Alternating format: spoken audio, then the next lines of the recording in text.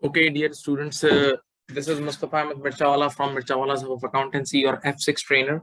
Today we are going to discuss about revision webinar, and we are going to discuss income tax computation as well as CGT, right? Okay, so as you all know the paper format. This is the paper format. I don't need to even discuss it now, right? Section A, you will have 15 MCQs at the rate 2 marks each from any area. Section B, 3 OT cases, 10 marks each, 30 marks, right? Okay, normally it's from CGT, IHT, and VAT. And section 3, 3 constructed response questions, 1 at the rate 10 marks and 2 questions at the rate 15 marks each. And in these 2 questions, normally 1 question comes from individual tax and 1 from corporation tax, right? Okay. Now,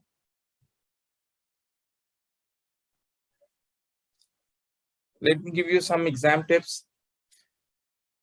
First of all, I've made some videos for this as well, as this is the paper of learning. You know, in taxation, you find small things, many small things to learn.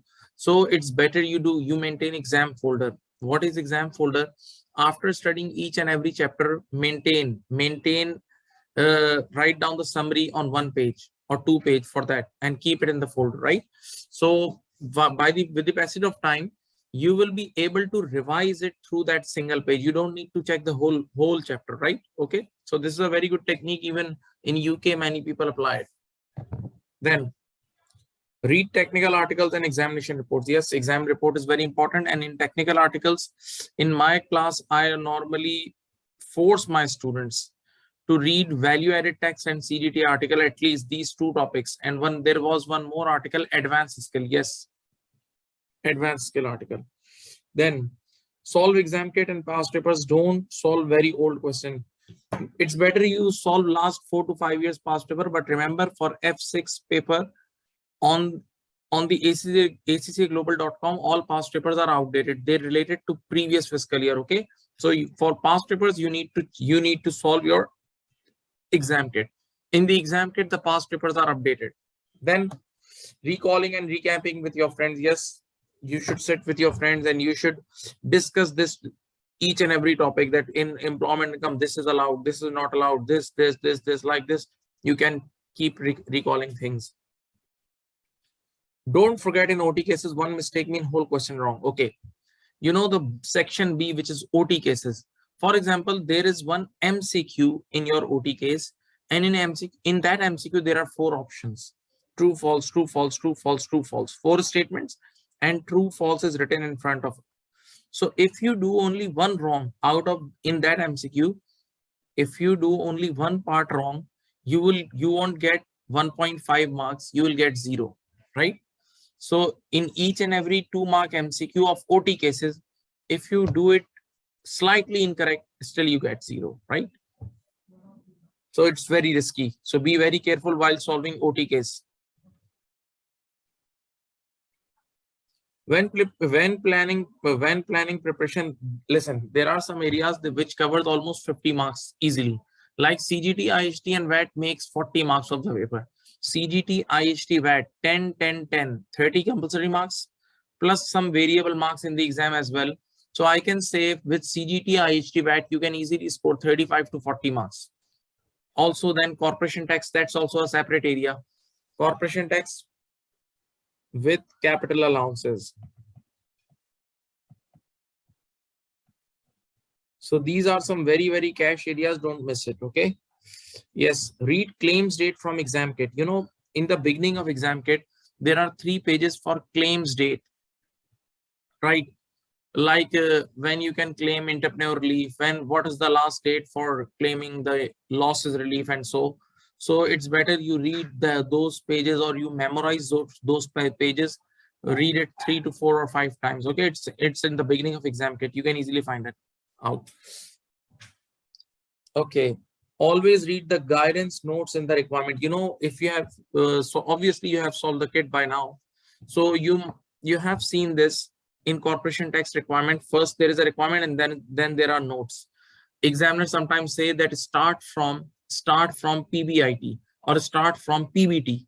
So always read that guidance and follow it. Otherwise, you may lose your marks. Small workings can be done main sheet. Yes, because of lack of time, you can skip some workings. For theory, write each point in separate line. It's better. Yes, I saw this in examiner report. If they are asking 3 marks, three marks theory question, and you have to write 3 points, so better you write separate in separate lines so that examiner can see, or and marker can easily give you marks. Now, you know, all of you know this. In taxation, there are normal three major things which we have to do. Number one, incomes calculation. First of all, we always calculate incomes first, then we calculate tax on those incomes, and then we pay the tax. These are three things: incomes calculation, tax calculation, and then tax payment. Incomes calculation, tax calculation, and then tax payment. Okay, right? Because without knowing what a person is earning, you can't even think of calculating the tax. Okay, so first thing is incomes calculation, second thing is tax calculation, and then tax payment. Now, incomes calculation, these are your incomes. Can you see?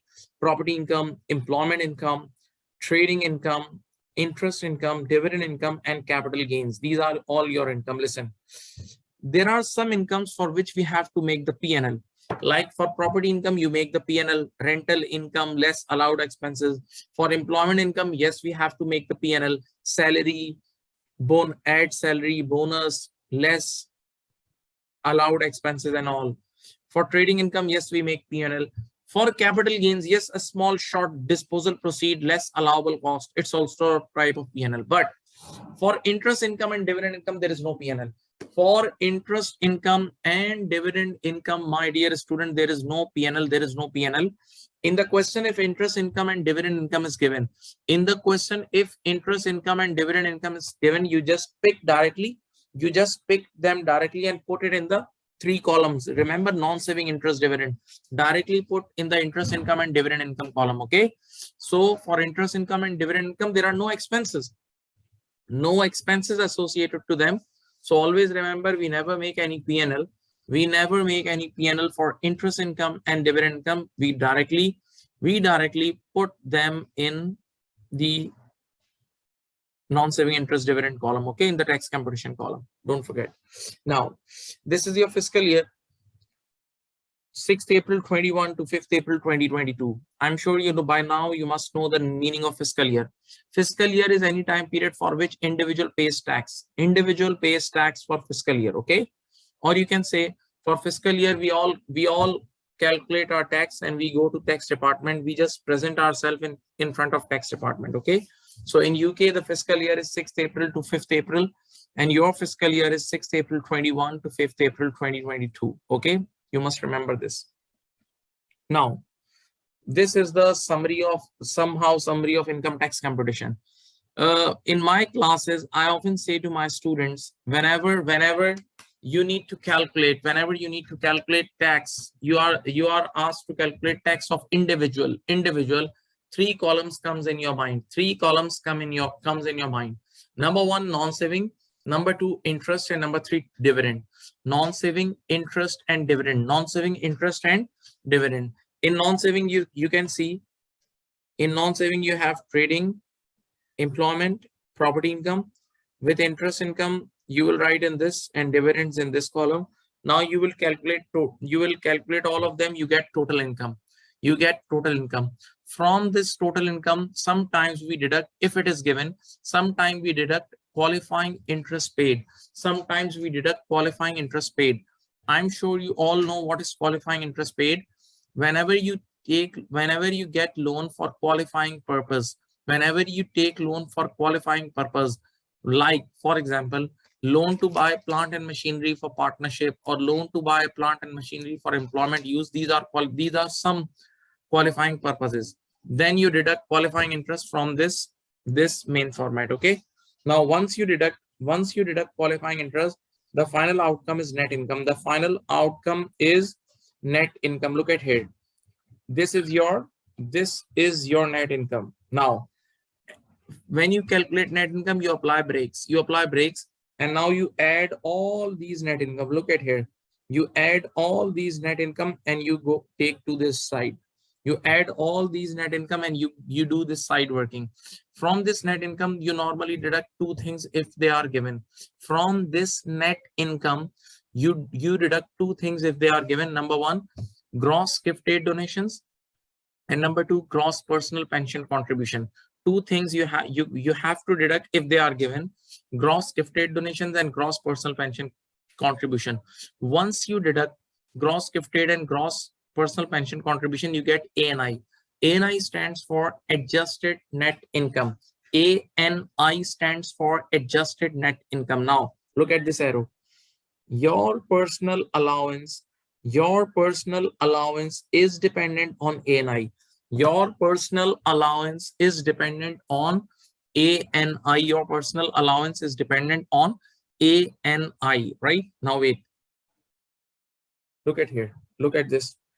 If read this, if ANI is less than 100,000, this is the income limit. If your ANI is less than 100,000, then you have a fixed personal allowance of 12570. If your ANI is less than 100,000, then you have a fixed personal allowances of 12570. If your ANI is between 100,000 and 12510, remember these two numbers, then you have to do reduction working. Reduction working means you need to reduce your personal allowance. And how you do it? If, for example, you have ANI of 110,000. If your ANI is 110,000, which is higher than income limit, so you will deduct it from income limit, and with the excess amount you divide by 2. You divide by 2, and then you reduce your personal allowance. Okay. Now, but if your ANI is greater than 125,140, then your personal allowance is 0. So remember these three lines. Read it. If your personal allowance is between, if it is less than 100,000, then you will get full personal allowance 12570. If this ANI is in between 100,000 and 125,140, then in that case you have to reduce your personal allowance. You have to do reduction working. And if your if your ANI is greater than 125,140, then personal allowance is 0. Okay. Now, once you calculate personal allowance, you will say bye-bye to this side working, and you will write personal allowance here. For example, your personal allowance is 12570, for example. Now you will deduct this personal allowance from net income. So you will get the taxable income. Okay. Now one thing, this qualifying interest paid, see this, and this. See, I have deducted it from non-saving column. So you better know the priorities. You know, for qualifying interest paid and personal allowance, always the first priority is non-saving income. If non-saving income is finished, then you go to interest and then dividend. Okay. So the first priority is non-saving for qualifying interest paid and personal allowance, right? Now, once you calculate taxable income, you add your taxable income like this, see, and now you can check your tax status. You can check your tax status that you are a basic rate taxpayer, or you are a higher rate taxpayer, or you are an additional rate taxpayer. So always remember, students, hold and listen it. Whenever you want to check your tax status, you need to calculate taxable income. Okay, not net income. You need to calculate taxable income. With taxable income, you check the tax rates. You check the tax rate. You check the tax rates. Okay.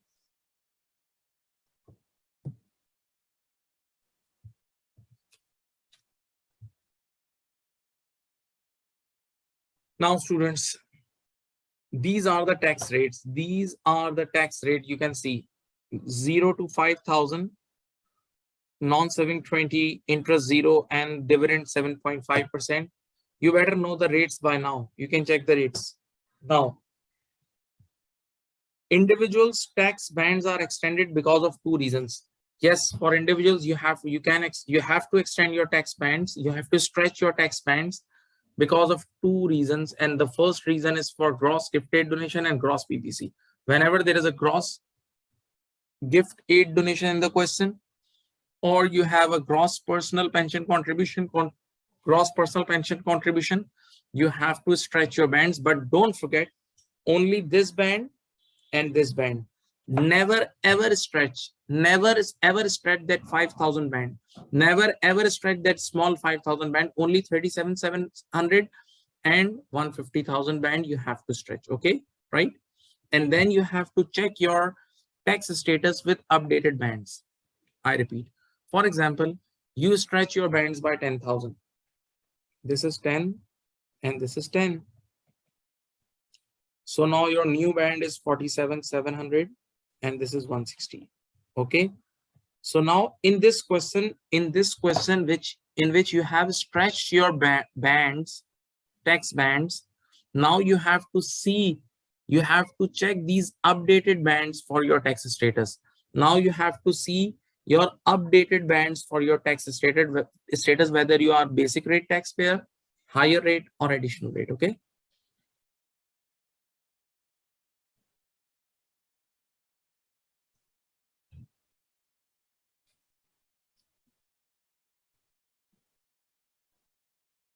Now, what is the tax computation order? What is the tax computation order? Listen, whenever you need to calculate tax, it is the same order as you utilize your personal allowance.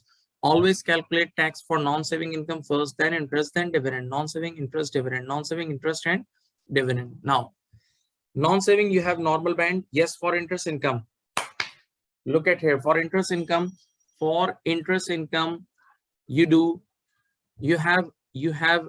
you have NRV first. First calculate NRV, then normal tax. First calculate NRV, then normal tax. First calculate NRV, then normal tax. And listen my words. For interest income, NRV is dependent on your tax status. For interest income, NRV is dependent on your tax status. If you are basic rate taxpayer, you have 1,000 interest NRV. If you are higher rate taxpayer, you have 500 interest NRV. And if you are additional rate taxpayer, you are not eligible for any interest NRV. You are not eligible for any interest NRV. Okay. For interest income, you need to first calculate tax on NRV and then normal tax. And as I just told you, interest NRV is depending on your tax status. And then finally, dividend income. For dividend income, there is always one single rule. First, whenever you start calculating tax on dividend income, always first 2,000 multiply by 0%. That means dividend in NRB is given to a person irrespective of your tax status. For example, if you are a basic rate taxpayer, higher rate or additional rate, you will always get 2,000 times 0%, 2,000 times 0%. So for dividend income, what are the rules? First NRB, then normal tax. First NRB, then normal tax. Okay. Now, there is one special band. Look at here. There is this band. See, this band, the 0% band, this 5,000 band. Can you see 0 to 5,000 for interest? This is 0% band. When are we going to use this 0% band of interest? Listen the rules. See, read the question. When to use this 5,000 0% band of interest? See the answer. When non-saving taxable income is less than 5,000 pounds. Whenever the non-saving taxable income, the final answer of non-saving income is less than 5,000 pounds. Whenever the 5,000, the non-saving income, taxable income, the final answer of non-saving income is less than 5,000. Let me show you. See this number. See this. If this number, this. If this number is less than 5,000 pounds, then in that case, you have to apply the 0% band of interest, that is 5,000 band. Okay. See, in that case, you have to make the bands like this: 0 to 5,000, and then 37,700, and then 150,000. So this will be, I think, 32,700. Okay. See, normally how we break the bands, we just make 0 to 37,700 and 37,700 to 150. But in this case, whenever your non-saving final answer, non-saving taxable income is less than 5,000, then you break your band in this way: 0 to 5,000, then 5,000 to 37,700, and then 150. Now, in that case, how to calculate tax on interest income? In this case, how to calculate tax on interest income? Look at here. First of all, first 5,000. First use that 5,000 band, that 0% band, then interest NRB, then normal tax. These are the three steps.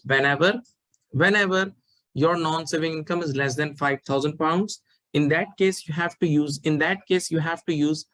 interest income 0% band, that 5,000 band. And in that case, how to calculate tax on interest income? The first step. First use that 5,000 band, 0% band, then interest NRB, and then normal tax. Okay, don't forget. This I have already told you. We never stretch 5,000 band because of gift aid and gross personal pension. We never stretch this 5,000 band because of gift aid and gross PPC. Okay.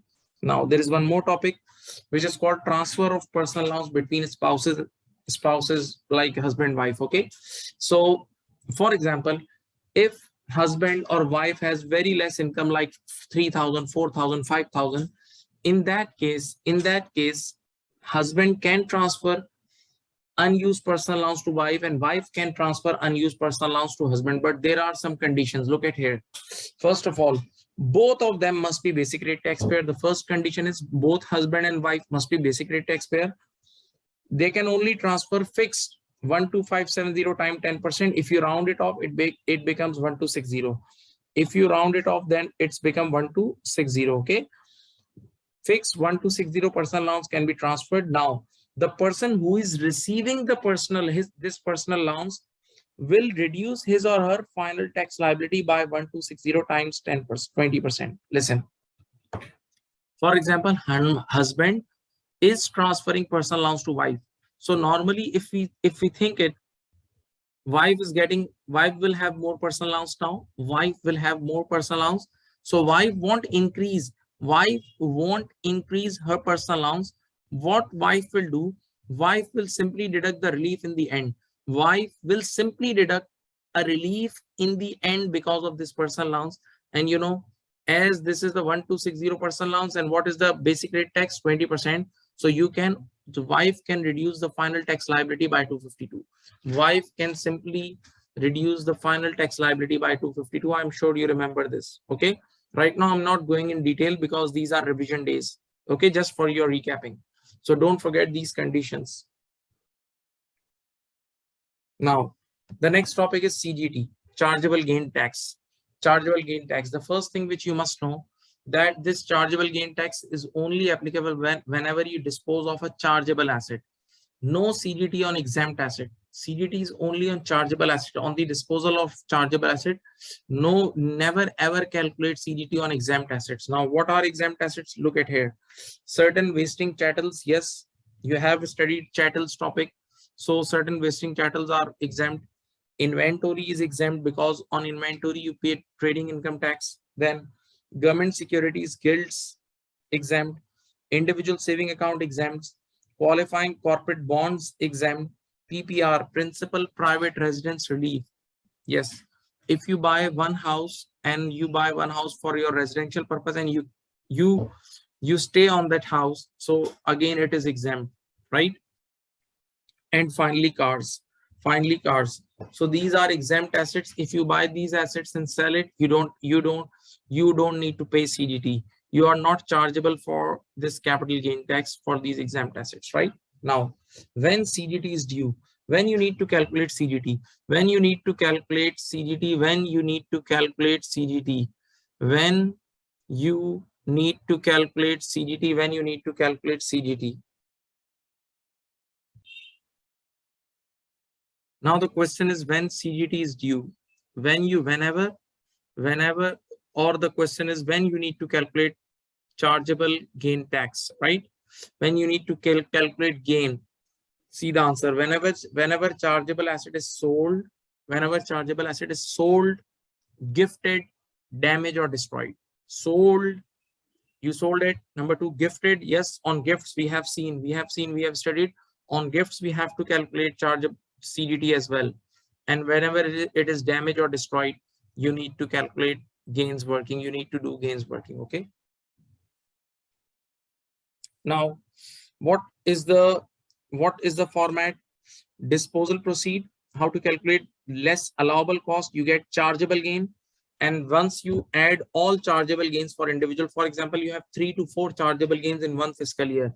You have three to four chargeable gains in one fiscal year. You add them all, and finally you deduct one thing which is called annual exemption, which is 12,300.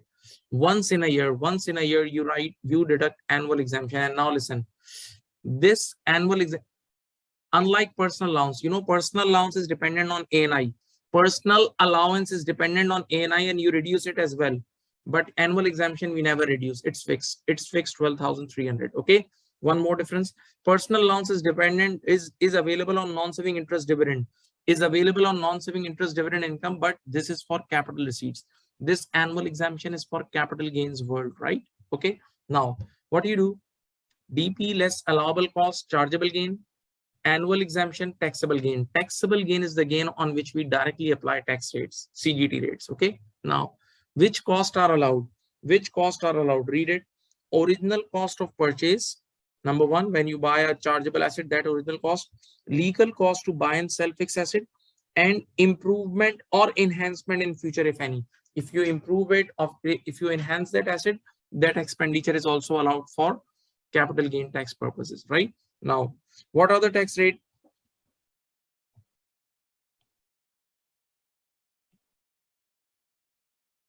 Just two bands. Listen, these are three types of gain: RPG, NG. RPG means residential property gain, NG means normal gain, and QG is qualifying gain. Okay. Now, QG means gains which are eligible for business asset disposal, BADR, or investor relief. BADR or investor relief, we are going to discuss it soon. Okay, we are going to discuss it soon. RPG means whenever you sell a property which can be used for residential purpose, that gain is called RPG. And all the residue gains other than RPG and QG, it's NG. All the residue gains other than RPG and QG, it's NG, right? Like you sold shares, and that shares do not qualify for QG, so automatically it will be NG. Okay. So for QG, qualifying gains, you must qualify the conditions of BADR or investor relief. For RPG, the property must be used for residential, the property can be used for residential property purpose, then it's RPG, otherwise it's NG. Okay. Now, what are the tax rate? For RPG, the tax rate is 18 and 28. NG, it's 10 and 20, and QG, it's straight 10%. Now, what is the order? Final order of tax computation? What is the final order of tax computation? Listen, you need to calculate number one, tax on non-saving income, then interest, then dividend.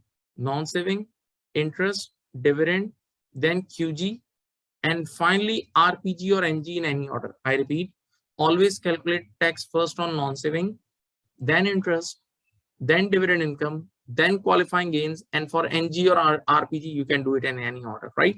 One more very important thing, listen. Order of utilization of annual exemption. How to utilize annual exemption. For annual exemption, always use it in front of RPG, then NG and QG. The logic is you have to save maximum tax, right? Have a look, please.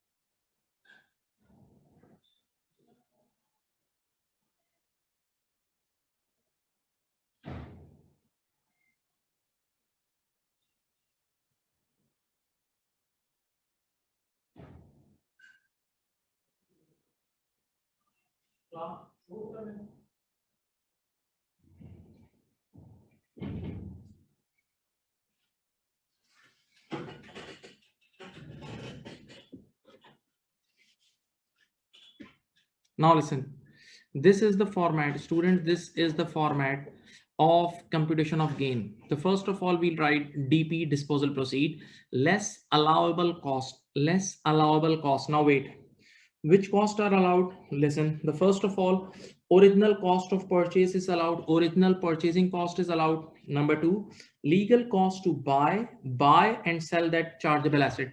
Legal cost to buy and sell that chargeable asset is also allowed. And the third thing is improvement or enhancement. Improvement or enhancement in future, if any. So three costs are normally allowed. Number one, the original purchase cost is allowed. Number two, legal cost to buy or sell, or the commission of buy or sell is allowed. And number three, future improvements, if you're bringing any improvement in that asset. But listen one thing, maintenance cost is not never allowed. Maintenance cost is never allowed because that's revenue expenditure. Maintenance cost is not allowed because that's a revenue expenditure. That's a revenue expenditure. It's not allowed. It's not allowed. Okay. Now, so disposal proceed, less allowable cost, you get a chargeable gain. You get a chargeable gain. For example, students, you have 2 or 3 chargeable gains in one fiscal year. You have 2 or 3 chargeable gains in one fiscal year. So what you do, you will add all those chargeable gains, and only one time in the fiscal year, in the end of the fiscal year, you will deduct annual exemption. Annual exemption. What is annual exemption? It's fixed amount which is allowed at the end of the year during the CGT computation, and that this is 12,300. Annual exemption for this fiscal year 2021 is 12,300. Okay, so after deducting annual exemption from chargeable gain, you will get taxable gain. Now sir, what is taxable gain? Taxable gain is the gain on which we apply tax rate directly. Okay, now student may ask, sir, what is the difference between annual exemption and personal allowance? What is the difference between annual exemption and personal allowance? Listen, personal allowance is deducted from those columns: non-saving interest and dividend. Non-saving interest and dividend, those were revenue receipts. But this capital gain is the world of capital receipt. This capital gain, chargeable gain, is the world of capital receipts. So annual exemption is deducted from here. This is the first difference. Second difference, personal allowance is dependent on A&I. Personal allowance is dependent on A&I, and you know personal allowance reduces also. Sometimes we have to reduce personal allowance, or even it may become zero. But annual exemption is not dependent on A&I. Annual exemption is not dependent on A&I. Annual exemption is not dependent on A&I, right? Okay. So annual exemption is fixed 12,300, right? Don't forget.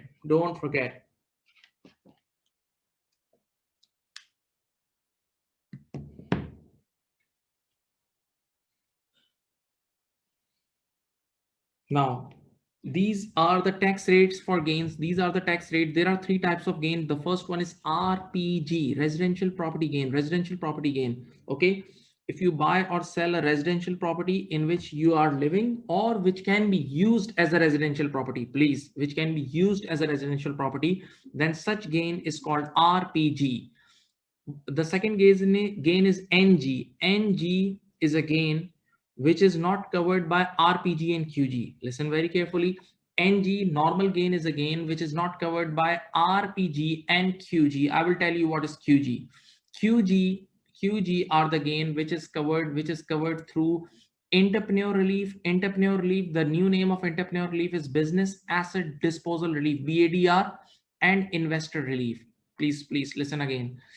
There are 3 types of gain. The first one is RPG, the second one is NG, normal gain, and the third one is QG, qualifying gain. Okay. Now for RPG, the rates are 18 and 28%, 0 to 37,500, 18, and then 28.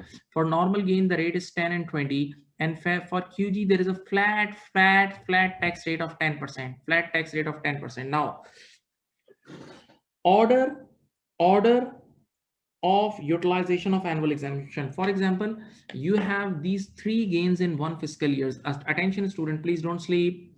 you have these three gains in one fiscal year, that is RPG, NG and QG, all three gains. So how will you utilize your annual exemption? Listen the order. Always utilize annual exemption in front of RPG first, then NG and then QG. Okay, this is the order. This is the order of utilization and you must follow it, otherwise you will lose marks. Now, what is the final order of tax computation? Student may ask, what is the final order of tax computation? Because you may get a question in which there is some non-saving interest income, dividend income, and obviously gains. So this is the order. First of all, you will compute tax on non-saving, then interest income, then dividend income, then QG, and finally RPG or NG in any order. RPG and NG in any order, RPG and NG in any order, RPG and NG in any order, you can do it, right? Okay. This is how you compute the tax. And one more thing, don't forget, these bands 0 to 37,500, these bands are disposable bands. So normally what happens when you have non-saving interest and dividend income, so these incomes normally eat up your first band. So when you come to CGT, normally you lies in the second band. Okay, right? Normally. Now, for QG, now I'm going to discuss the QG qualifying gain. The old name of business asset disposal relief, see the name BADR. The old name of this was entrepreneur relief, but now the name has been changed. The new name is business asset disposal relief. Previously we used to call it entrepreneur relief. Now listen. If you want to avail entrepreneur relief, if you want to avail this BADR, business asset disposal relief, there are two tunnels. Through these tunnels you can avail it. Through these two separate tunnels you can avail it. The first tunnel, sale of running business or part of running business. See, running business means going concern. Okay, with goodwill. You sell your running business today, and holding period 24 months. Yes, and that business must be 24 months old. Means you have owned that business for 24 months. Then you are eligible for entrepreneur relief. Repeat. The first tunnel is you sell your running business, or you sell part of your running business, and you have last 24 months ownership period. Last 24 months from the date of sale, you were the owner, right? Now, so you will get entrepreneur relief. What is the second tunnel? Second tunnel is related to shares. Listen, you sold shares, and what are the conditions? You sold shares of trading company. It must not be a not for profit organization like ACCA, ICAEW. It must be a trading company, right?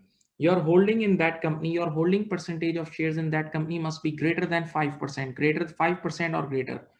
You must be doing job, employee of that company. You must be doing job in that company, employee of that company. Okay.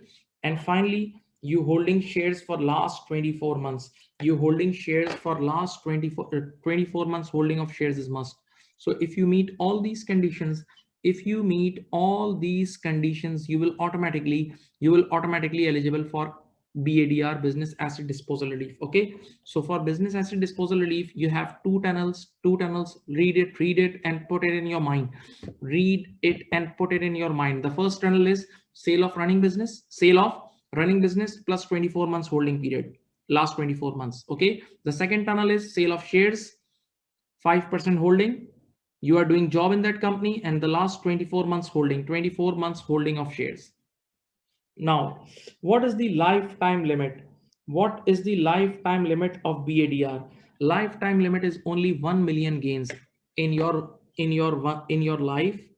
In your life, you can only claim BADR, business asset disposal relief, on 1 million gains. Once you have claimed 1 million gains BADR, then you are no more eligible for BADR. That's finished.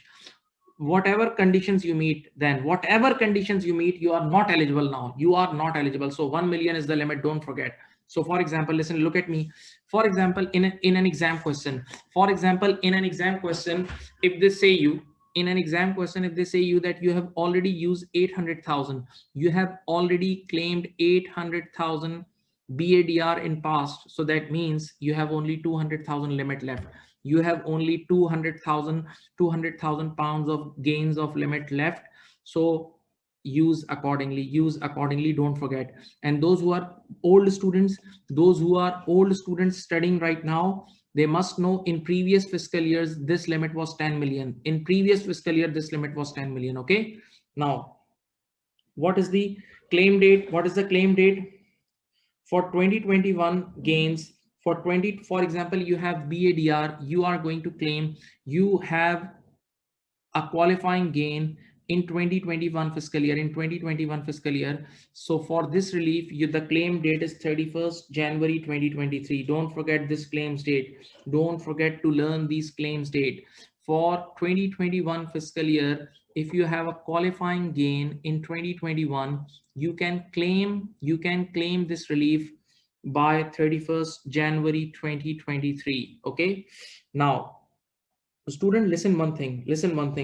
There is one problem in this business asset disposal relief. Open your eyes, look at here. There is one problem in this business asset disposal relief of shares. See the shares tunnel, that you must have to do job. You must have to do job in that company. That means only internal employees can claim this relief. One more thing, holding 5% is also must. So this is very strict. The business asset disposal relief share side is very strict. So people complain, and with respect to time, the tax department introduced one more relief, that is investor relief. Look at here, investor relief. This is for external investors. You see the words, this is for external investors. Business asset disposal relief was for internal investors, right? Those who were the employees of that company, right? But now see here, first of all, the first condition, if you want to claim investor relief, you have done investment in unlisted trading company. This is the first condition.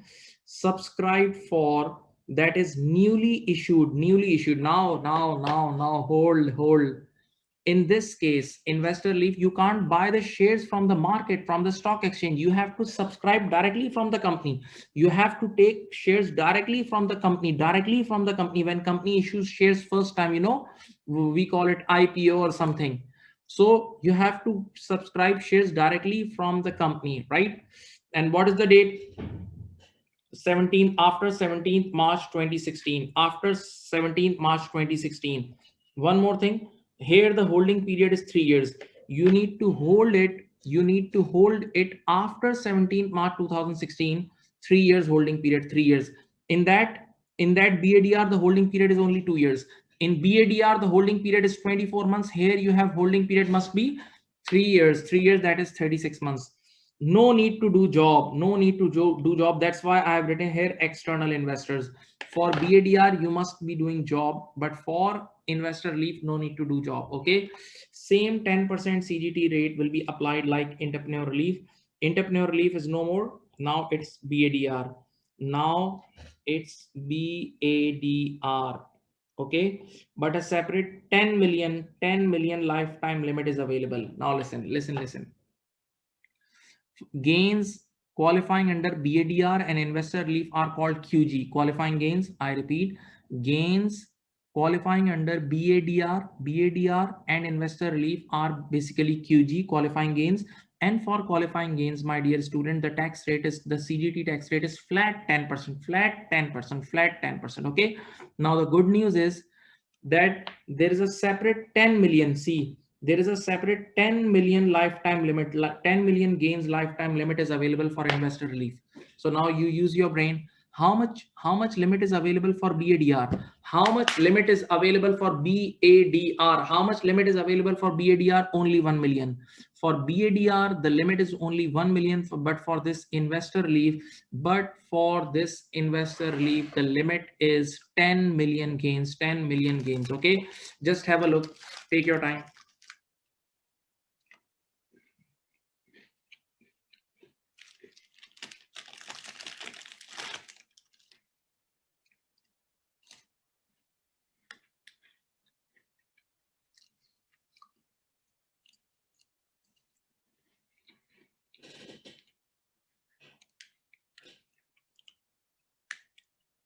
Now, we are, listen, open your eyes. We are on the topic business relief. We are on the topic business relief. First of all, keep one thing in mind. The objective of this chapter to improve business activity. The objective of this topic is to improve business activity. So there is one very super hit relief, which we call it rollover relief and frozen gains. Rollover relief and frozen gains. Rollover relief and frozen gains. Listen, the objective of this relief is to reinvest. It is to motivate you for reinvestment. For example, you sold a chargeable asset, chargeable business asset. Look at me. You sold a chargeable business asset and you got a gain. Now tax department tells you that if you reinvestment this proceed, if you reinvest that proceed in another business asset, then this gain, the existing gain, will be deferred. You don't need to pay tax on this existing gain, pay tax after many years, So it's a motivation for you. So what you have to do, you need to reinvest. What you need to do, you need to reinvest the proceed. And what the tax department will do for you, they will defer your gain. So this is an ideal example of win-win. Okay, right? So now, and one more thing you have studied in this chapter, this is frozen gains. Sometimes we do rollover and sometimes we do frozen gains. Listen, close your. What we do in rollover, we sell existing asset, we buy a new asset, and the gain of existing asset is rolled over in the new asset. And what is the working of rollover? The base cost of new asset is reduced. Base cost of new asset is reduced. And whenever you reduce the base cost of new asset, so automatically the future gain of that asset has increased. Okay, right? So right here, listen here. Old asset sold and the new asset bought. Old asset sold and the new asset is bought. Gain will be rolled over, means base cost of new asset will be reduced. It's a deferral relief. Okay, now listen, the second thing is frozen gains. Frozen gain is also same. The objective of frozen gain and rollover is same. See, you have reinvested, but in this case, the replacement asset bought is a depreciating asset. But now you are going to reinvest in a depreciating asset. So now you are not allowed to do rollover. You will freeze your gain. You will freeze your gain. Okay, you will freeze. No need to reduce the base cost of replacement asset. First of all, see the workings. First of all, see these two lines. In rollover, you need to reduce the base cost of new asset. But in frozen gains, we never reduce the base cost of new asset. Okay.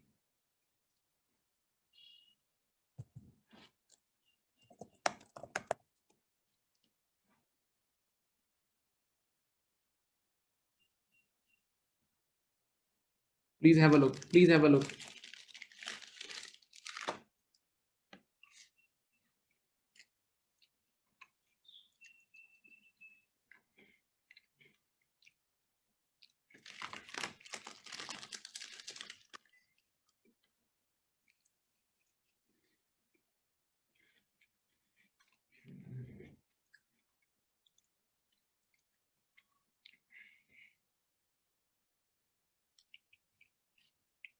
Now, for frozen gains, in rollover, the base cost of new asset is reduced, but in frozen gains, you just freeze, you just underground the frozen gain. Now the question is when now the question is when this freezer will get open, when this frozen gain will come in this world and will be taxable in future. So the frozen gain is taxable on the earliest of these two. The frozen gain is taxable on the earliest of these two. The first is disposal date of that replacement asset, disposal date of that replacement asset, the first. And the second is 10 years, max 10 years. Second is max 10 years. Okay, so read it please. In this DEFL, there are two types. So first is rollover and the second is frozen gains. In rollover, you need to reduce the base cost of replacement asset. In frozen gains, you are not supposed to reduce the base cost of replacement asset. Instead, you freeze your gain. You put your gain in the freezer. Now the question is that when will this frozen gain will come out of the freezer and will be taxable in future? So it will be taxable on the earliest of these two dates. On the earliest of these two dates, number one, disposal date of replacement asset, and number two, maximum 10 years. These two are the dates, and you need this gain will be taxable on the earliest of these two. Now, as a student, you may ask, sir, what is the line of how will we recognize that we have to do rollover or we need to do frozen gains? How will we recognize? Listen to me. How will we recognize that we need to freeze the gain or we need to roll over? We need to roll over. The simple answer is that don't look at the old asset. Look at the replacement asset. If the replacement asset is a non-depreciating asset, then do rollover. But if the replacement asset is a depreciating asset, then you need to freeze the gain. When you need to freeze the gain, Now, as a student, you may ask, sir, what is depreciating asset in our course? In our F6 course, what are the depreciating asset? Only two depreciating asset you need to learn. The first one is plant and machinery. And the second one is leasehold property with lease term less than 60 years. First one is plant and machinery, and the second one is leasehold property with lease term 60 years or less. So in simple terms, if you find these two assets as a replacement asset, then do frozen gains working. And if you find assets other than these two, then simply go for rollover. Okay, read the summary. Students, please read the summary.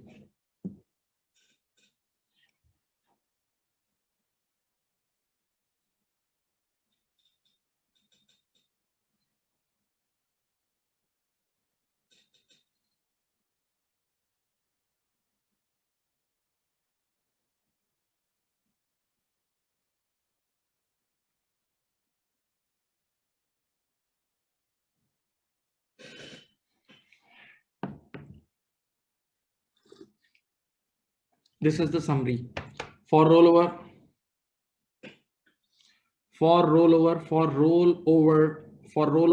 the replacement asset must be non-depreciating. Base cost of replacement asset will be reduced. For frozen gains, replacement asset must be depreciating, and now there is no reduction in base cost of the new asset.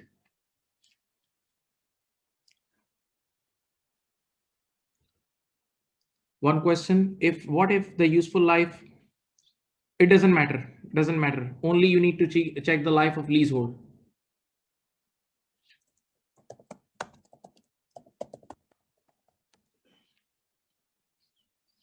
Now, there is one more business relief which we call gift relief. Okay, gift relief. Listen. First of all, keep one thing in mind. There are some relationship which we call connected person, like dad, son, grandson, daughter, sister, brother. These are connected person. Listen. So when we are dealing with connected person, so because of blood relationship, sometimes we sell them for less than market value. But what tax department says, if you are dealing, even if you are dealing with connected person. So whenever, listen to me, this is the basic rule. Whenever one chargeable asset is transferred from one guy, from dad to son, from dad to son, so dad needs to calculate, the father needs to calculate the gain. And in the gain computation, open your eyes, and in the gain computation, market value is used as a DP. Market value is used as a DP. All of you, please write it. In for connected person, for connected person, if the deal is not at the market value, if the sale is not at the market value, still you need to compute the gain, still you need to calculate the gain. And instead of DP, you will be using market value. Instead of DP, you will be using market value. Okay, so now listen, let me solve one question for you. For example, dad bought an asset for 10, dad bought an asset for 10, and now the market value of this asset is 50, and dad gives the son this asset for free. The consideration is zero. The consideration is zero. Okay, so it's a pure gift. It's a pure gift. Now, doesn't matter, it's a pure gift, but whenever a chargeable asset is transferred from one person to another, the guy who is transferring has to calculate the gain, has to calculate the gain. So now for computation of gain, market value is used as a DP. So DP is 50, and what is the cost? 10. So gain is 40. Gain is 40. Now let us say both dad and son, they did election to hold over this gain under the gift leave. So what they will do, they will write less gift relief 40. Now dad does not need to pay any tax now. Dad does not need to pay any tax now. Now the question is, sir, is this gain is forgiven for the whole, for good? Is this gain forgiven for the good? No. It's just a deferral. It's just a deferral. Son needs to pay tax on future. Son needs to pay tax on future. So now we need to calculate base cost of asset for son. Base cost of asset for son. Listen, son got the asset with market value of 50, less how much is the gift leave? 40. So the base cost of asset for son is 10. Now just use your brain. When the base cost for son has been reduced, so automatically the future gain of son will be increased. Future gain of on this transaction for the son will be increased, and this is what we call deferral. This is not a permanent this is not a permanent forgiveness. This is just a deferral. Now wait, as a student you may ask, sir, why tax department has given this relief? Many objectives. First of all, I will show you the conditions of this relief. There must be business. This asset, this relief is related to business assets. This relief is related to business asset. So because of this relief, now the businesses will be transferred from one generation to another. So this will give young blood to the business. So now dad can easily transfer the business to their son. So automatically it means alignment of interest between the family, and you don't need to pay tax. So this is the first advantage. The second advantage, the person who is giving the gift,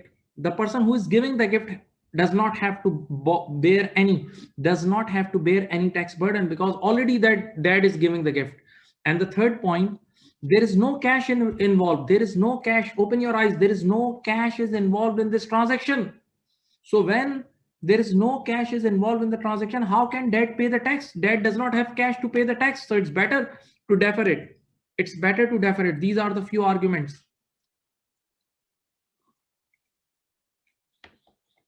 Now, listen, these are the conditions for gift leave.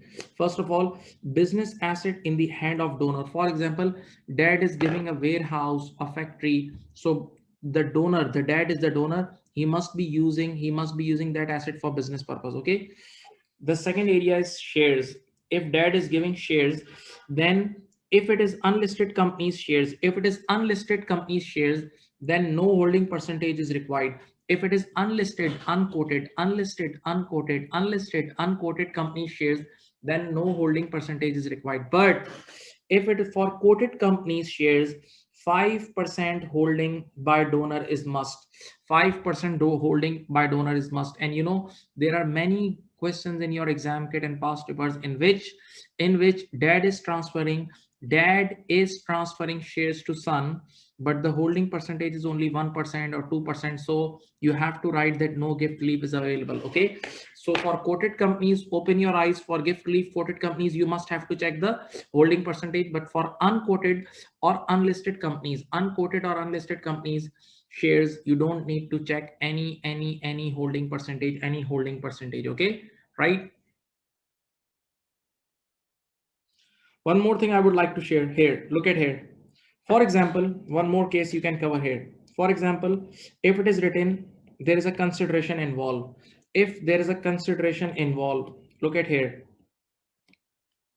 For example, dad bought the asset for 10, and when the market value of this, after a few years, the market value of this asset is 50, but dad sold it for 15, 1.5. Okay. So now, first of all, whenever a chargeable asset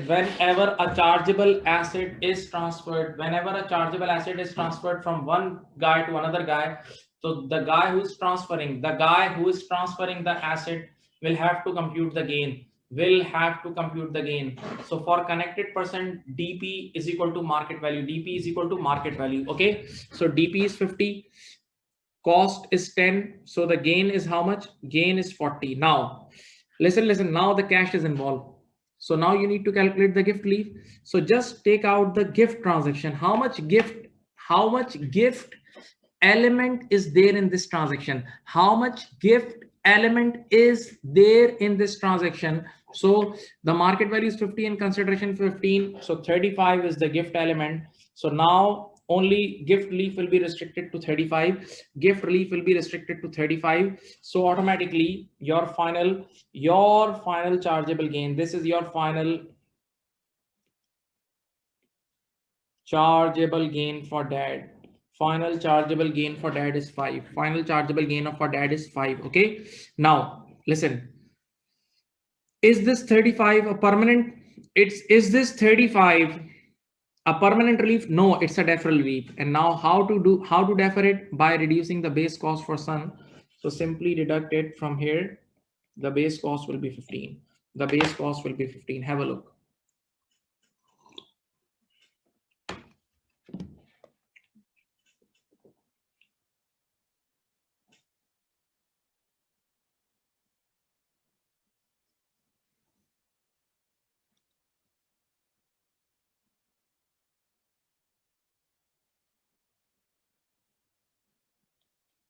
Okay, please check.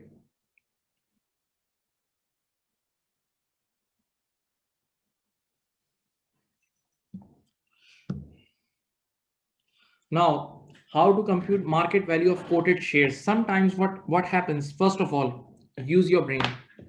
Whenever there is a transaction between connected person, for gain calculation, you need to use the market value. Instead of DP. This is the normal thing. So what if dad gifted quoted company shares to son? So in that case, yes, I'll share the slides. Somebody is asking for in this session, and I'll share the slides on the WhatsApp group. Don't worry. Just join the WhatsApp group. Listen. For example, dad gifted quoted companies shares to son. So now we need to calculate the DP in the transaction, and DP is the market value. So you must know how to calculate the market value of quoted shares. It's very easy. On each and every day, if you have a little knowledge of stock exchange, on each and every day end, you get the quoted price. You get the highest and lowest quoted price. You get the highest and lowest quoted price at the end of each day. So what is the market value? Market value is the mid quoted price. See, for example, your lowest quoted price is 10 and the highest is 12. So 10 plus 12 divided by 2, 11. This is the mid. Very simple. Whenever you need to calculate the market value of quoted shares, it's the mid price. Now, very interesting topic. PPR, principal private residence, principal private residence relief. Now, wait. Tax department knows that we all are human beings. Human. We are human. And this is the very basic need of human, that is shelter. So we all need one home, we all need one house. So the law is, if you buy one house with the intention of living, and you live it, and you live inside it, so automatically when you sell it, there is no tax, there is no CGT. Okay, so one house is allowed, one residential house is in needs. Okay, so if you buy it and you use it for residential use, then relief possible. Okay, so first of all, how you'll get the relief of PPR? Whenever you buy and you use it, you buy and you use it, you live it, you live inside it, you get relief. Now, one special topic here, tax department, is deemed period of occupation. Deemed period of occupation means tax department knows that you are human being. Tax department knows that you are human being, and we human beings sometimes leaves our residential home sometimes, because we need to go to vacations, we need to go for studies, we need to go for jobs at abroad, at other cities, other countries. Okay, so these are the human needs.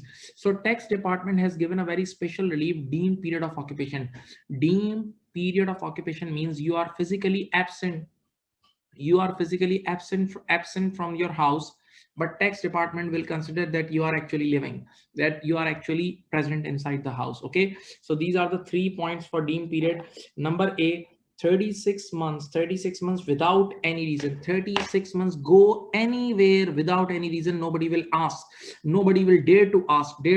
Okay, number B, any period, unlimited time of employment working abroad. If you are going abroad for job, so you need to go for 3, 4, 5, 6 years, any number of years, you will get the relief. Then number C, maximum 48 months. In point C, the relief is only 48 months of working elsewhere in UK. Working elsewhere in UK, that is employed plus self-employed. Now, student may ask one question. Listen, don't sleep. Student may ask one question. Listen, sir, what is the difference between point B and C? What is the difference between point B and C? Oh, listen. In point B, there is no time limit. You can go for 7-8 years. But in point C, if you go for 7 years, still you will get only 4 years relief. Okay, the first thing. Number two, in point B, you need to go abroad. Outside UK. In point C, you can work in UK as well. In point C, you can work in UK as well. The third difference, in point B, you need to go for job, employed taxpayer. But in point C, you can go for business plus job, business as well as for job. Okay, so these are the difference. So A, B, C are deemed period of occupation. Deemed period of occupation means you are absent. You are physically absent from your house, but tax department will consider you that you are present. Okay, but now listen. Deemed period relief is only available when there is a sandwich. For deemed period, sandwich is must. Look at the video. For deemed period relief, sandwich is must. Sandwich means you are already living in the house before and after that absence period. You are actually living in that house before and after that period, before and after that absence period. Okay, so sandwich is must. Okay, now one more thing, one more relief. Last 9 months are always exempt. For example, in each and every question, this is the routine thing. Always highlight the disposal date. Always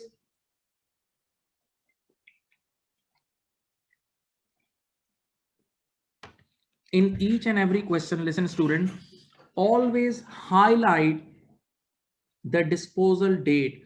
Always highlight the disposal date. Right? Okay,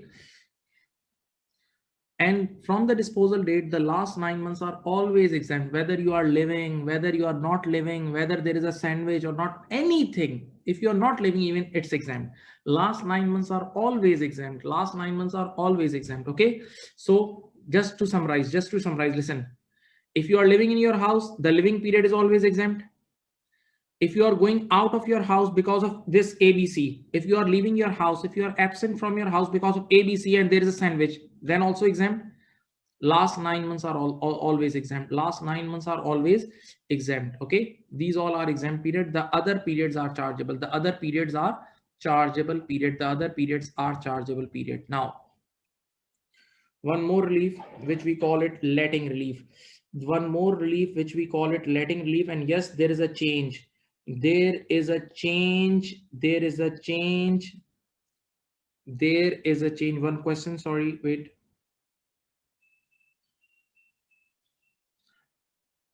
Yes, yes. If you want to claim last 9 months relief in your life, once in a life you use that house. Yes, yes, definitely.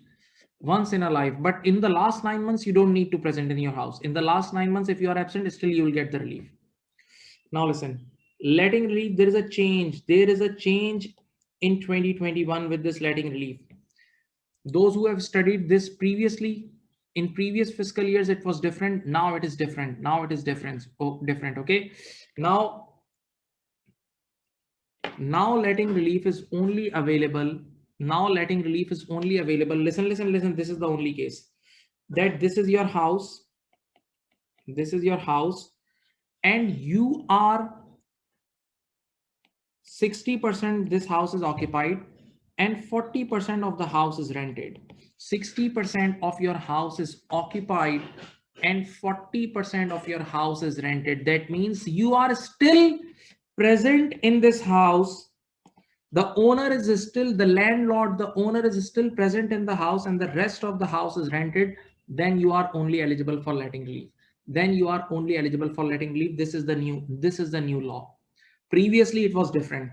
Previously it was possible that you left your house and you rent it. You go to Switzerland, you go to anywhere, France, and you let your house.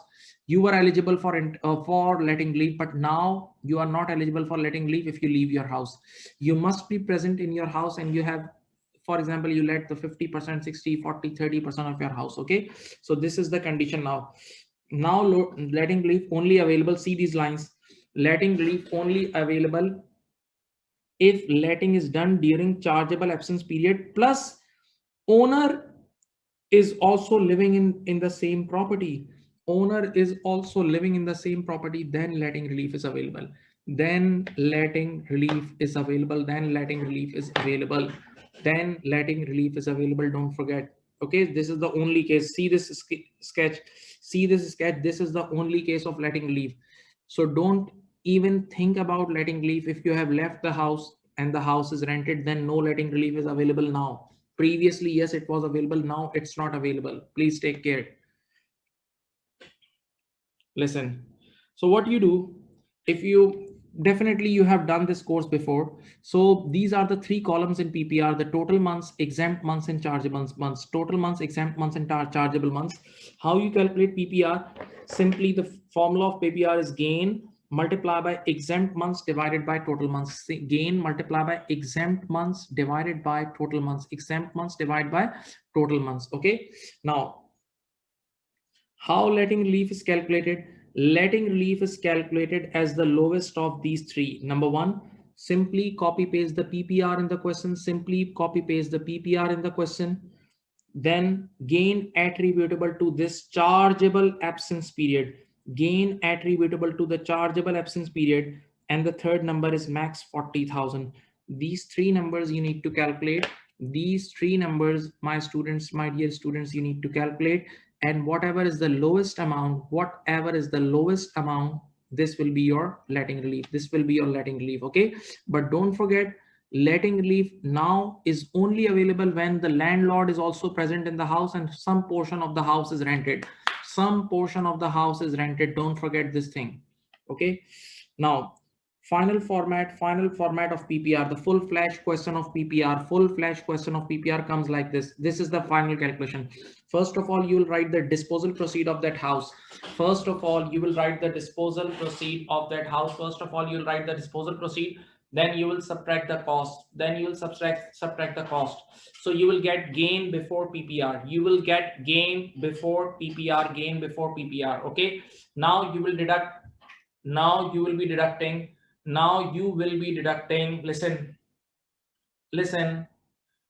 gain, you will be deducting PPR. What is the formula of PPR? Gain multiplied by exempt months divided by total months. Okay, once you will deduct the PPR, you will get gain after PPR, you will get gain after PPR. Listen to me, gain after PPR, you will apply brakes, and then you will relax, and you will think, listen to me, then you will relax and you will think, that whether the letting relief is available or not, whether the letting relief is available or not.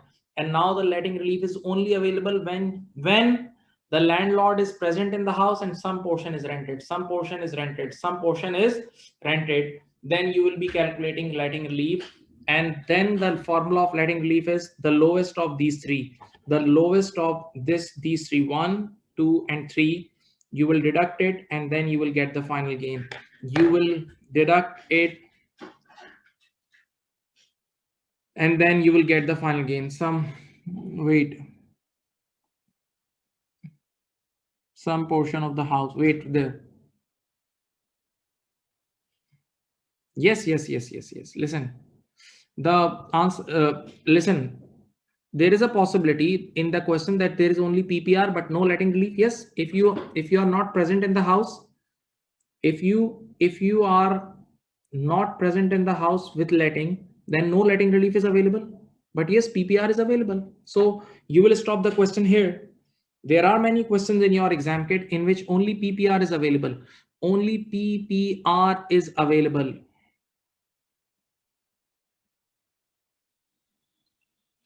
Yes, this final gain means chargeable gain.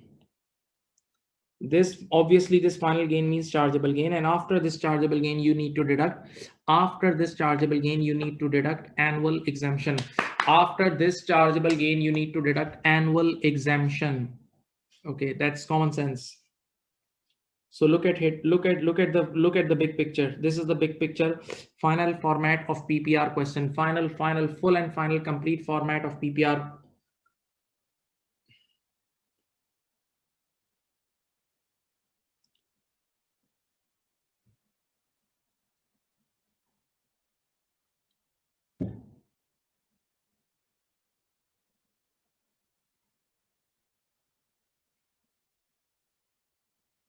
Now, there is a topic which we call it capital losses. Capital losses. Listen. Very simple. When you subtract, if you take the difference of DP less cost, if you take the difference DP less cost, sometimes you get gain and sometimes you get loss. So whenever you get gain, you need to pay tax, and whenever you get capital loss, you get the relief. So now, what are the reliefs? The first, read the rule number 1. For example, in the same fiscal year, you have a gain and you have a loss. You have a chargeable gain and you have a chargeable loss. So now this same period chargeable loss will simply cancel out your chargeable gain without your permission, and there is no planning inside it. That means this may waste your annual exemption.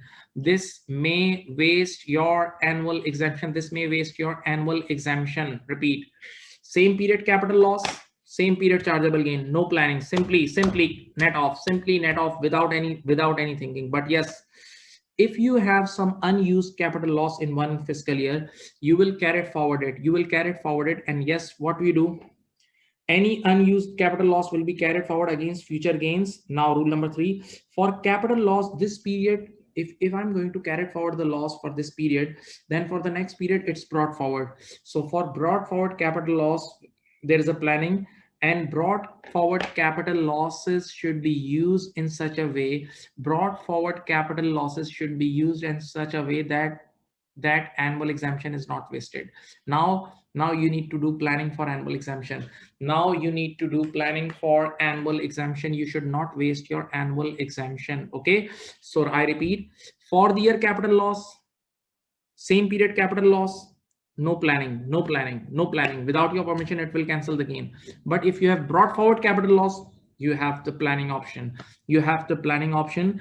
You should not waste your annual exemption then. Okay, be very careful. Now, something really new in your course, total new area in this course. This is the new area. See, even the writing is changed. New area, new area. Listen, listen, listen. I will try to give you maximum idea, but I hope you won't sleep. Listen.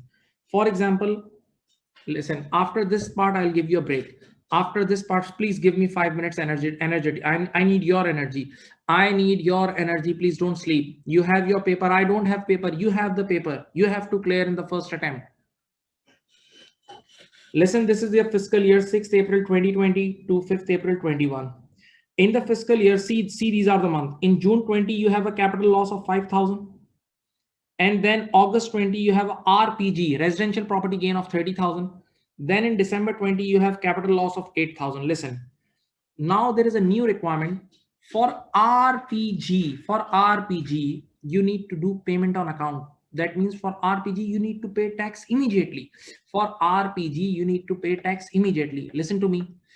Normal CGT, for normal CGT, the self-assessment due date is, for normal CGT, the tax self-assessment due date is after the end of the fiscal year, 31st January. For example, for 2021, listen to me. For 2021 fiscal year, the CGT due date, normal CGT due date is 31st January 2022. This is the due date for balancing payment. This is the due date for balancing payment. This is normal. This is normal. Okay. But according to new rules, some new rules, if you have RPG in any month, if you have RPG, residential property gain, so you need to calculate tax for that RPG, you need to calculate tax for that RPG, and you need to pay the tax immediately, payment on account immediately within 30 days. You need to pay a payment on account within 30 days. And how you need to calculate, listen, this is your RPG. See this is your RPG. You need to consider all losses before that date. You need to consider all losses before that date plus brought forward losses as well. So for example, you have RPG 30,000. Listen, you have capital loss till that date is 5,000. Now as a student, you may ask, sir, what about this loss? What about this loss? My innocent student, this loss belongs to December 2020. This will arise afterwards. So in the month, till the month of August, this gain has not been arised. Till the month of August, this gain has not yet been arised. So how can you predict this loss? Okay. So for the calculation of payment on account, you need to take RPG definitely, because you are calculating payment on account on RPG, and all previous losses plus annual exemption as well. Okay. Now you will get the taxable gain, whatever taxable gain it is, you will apply the 18%, and this is your payment on account. The payment on account, like you call it, you pay advance tax. On it. This is the extra working. This is the extra working. So for this payment on account, open your eyes. For this payment on account, you will write RPG and all the previous capital losses till that date brought forward plus for the year losses till that date you will deduct. Also you will deduct the annual exemption, and then you will calculate POA, payment on account, and this need to be paid within 30 days. Done. This is the first thing. Now what is the second thing? Listen to me. What is the second step? After the year end, when the whole fiscal year will be ended, now you will calculate the normal taxes, whatever normal taxes I taught you. Normal tax, you know the normal CGT calculation. After that, you will be doing normal CGT calculation. And for example, this payment on account is 600. Listen, this payment on account is 600. And after doing normal CGT calculation, your total CGT comes out to be 1000. Your total CGT comes out to be 1000. So now you will think like that. Listen, your total CGT is 1000. Your total CGT is 1000, but you have already paid 600. Your total CGT is 1000, but you have already paid 600 through payment on account. So now you will pay the remaining 400 on 31st January 2022. You will pay the remaining 400 on 31st January 2022, right? Take your time, wait and read it. Read it, check it.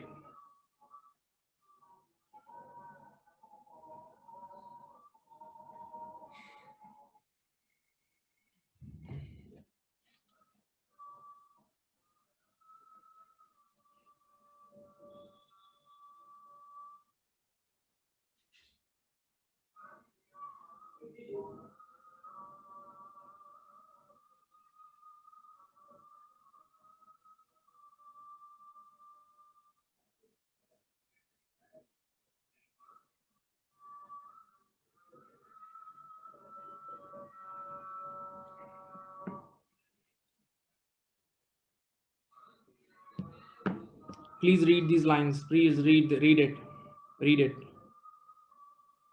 Read it.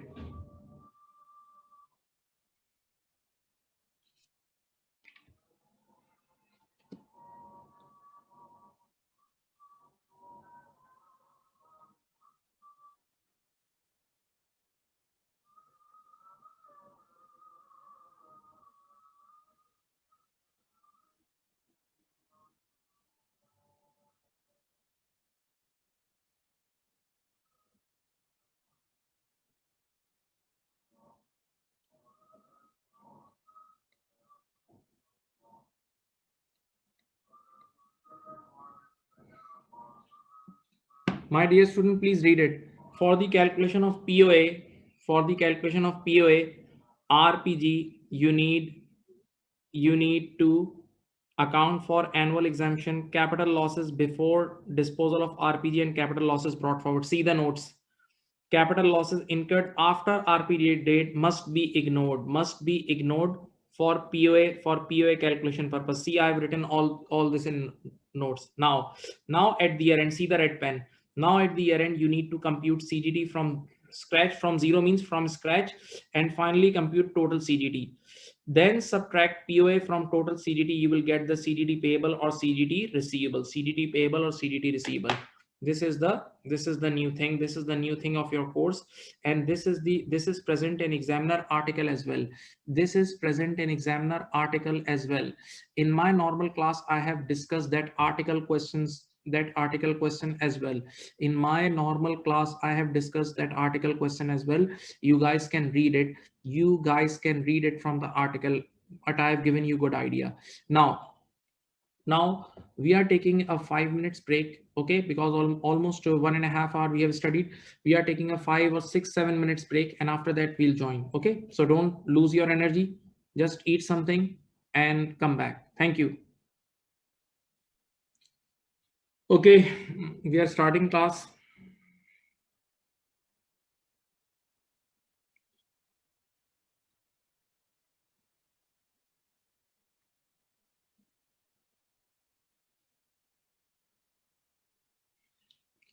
Now the next topic is chattels. Chattels means tangible, which can be touched, movable property, like this pen, this phone is chattel, right? This cup is chattel, right? Plates, chattel, paintings, chattels, jewelries, your watch, your rings, these all are bracelets, these all are chattels, right? Okay, now what is the treatment of chattels? There are two types of chattels. The first one is wasting chattels, and second one is non-wasting chattels. Wasting chattels are chattels with expected life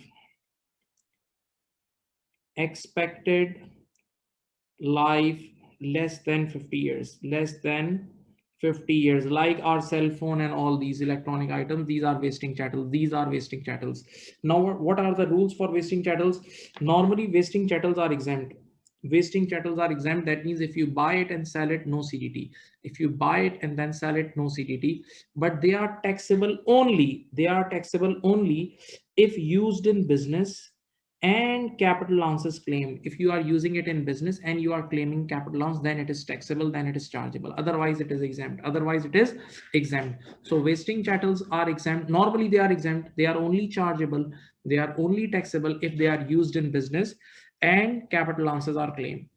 The real topic is non-wasting chattels. Obviously, now student may ask, sir, what is the definition of non-wasting chattels? Listen, when the wasting chattels When the wasting chattels means life less than 50 years, so non-wasting chattels are with expected life more than 50 years. More than means antique items, okay, right? So for non-wasting chattels there are four special cases.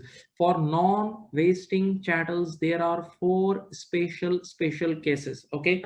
Now these are the cases. Look at here. Case number one: if cost less than 6 and DP less than 6, no gain, no loss, do nothing. If the cost of that non-vesting chattel is less than 6 and DP is also disposal proceed is less than 6, do nothing. No gain, no loss. You don't need to do anything, just leave it. Case 2, if cost greater than 6 and DP greater than 6, then normal CGT calculation, whatever I've taught you. For example, you bought a non-vesting chattel for 8,000. You bought a non-vesting chattel for 8,000 and you sold it for 10,000. You bought a non-vesting chattel for 8 and you sold it for 10. So the difference of 8 and 10, it's 2,000 gain. Very simple, normal working. Now, Case 3 and case 4 are special cases. Case 3 and case 4 are special cases. Case 3, if cost less than 6 and DP greater than 6, then chargeable gain will be the lower of these two. The first thing is do normal working. First of all, do normal gain calculation on one side, and on the other side, write gross DP minus 6,000, fix 6,000 into 5.3. Gross DP minus 6,000 into 5.3. I repeat, for case 3 is a special case. Cost less than 6 and DP greater than 6, then you need to do two workings. For case 3, you need to do two workings. Number one, first of all, you need to calculate normal gain the way we calculate the normal gain, okay? And the second working is, see this formula, gross DP less 6,000 times 5.3. Whichever answer is lower answer will be your chargeable gain, okay? This is for case 3. And case 4 is the case of loss. Case 4 is the case of loss. What is the case? If cost greater than 6 and DP less than 6. If cost greater than 6 and DP less than 6, then any capital loss will be computed using deemed DP of 6,000. Means you are not supposed to use actual DP now. You have to use assumed DP of 6,000. But yes, cost will be actual, and now you will get the capital loss, and this loss is only allowed. You can get relief on this loss, okay, right? In case 4. So in case 4, I repeat again, you are not supposed to use actual DP. You have to use assumed or deemed DP. You have to use assumed or deemed DP, right? Now, important point, this is very important point. Examiner never uses the word chattels. If you see all the past papers, exam kit, they never use the word chattels. They just give the name like paintings, like jewelries, like chairs. So you need to recognize it's a tangible, movable property. This is the first thing. They never ever use the word chattels, okay, right? So you need to recognize yourself. And one more thing, if your examiner is silent, if your examiner is not saying anything about wasting and non-wasting chattel, then you should assume it as a non-wasting chattel, and in that case apply these 4 cases. Normally we apply these 4 cases. Normally we apply this 4 cases. Normally we apply these 4 cases, okay? Okay.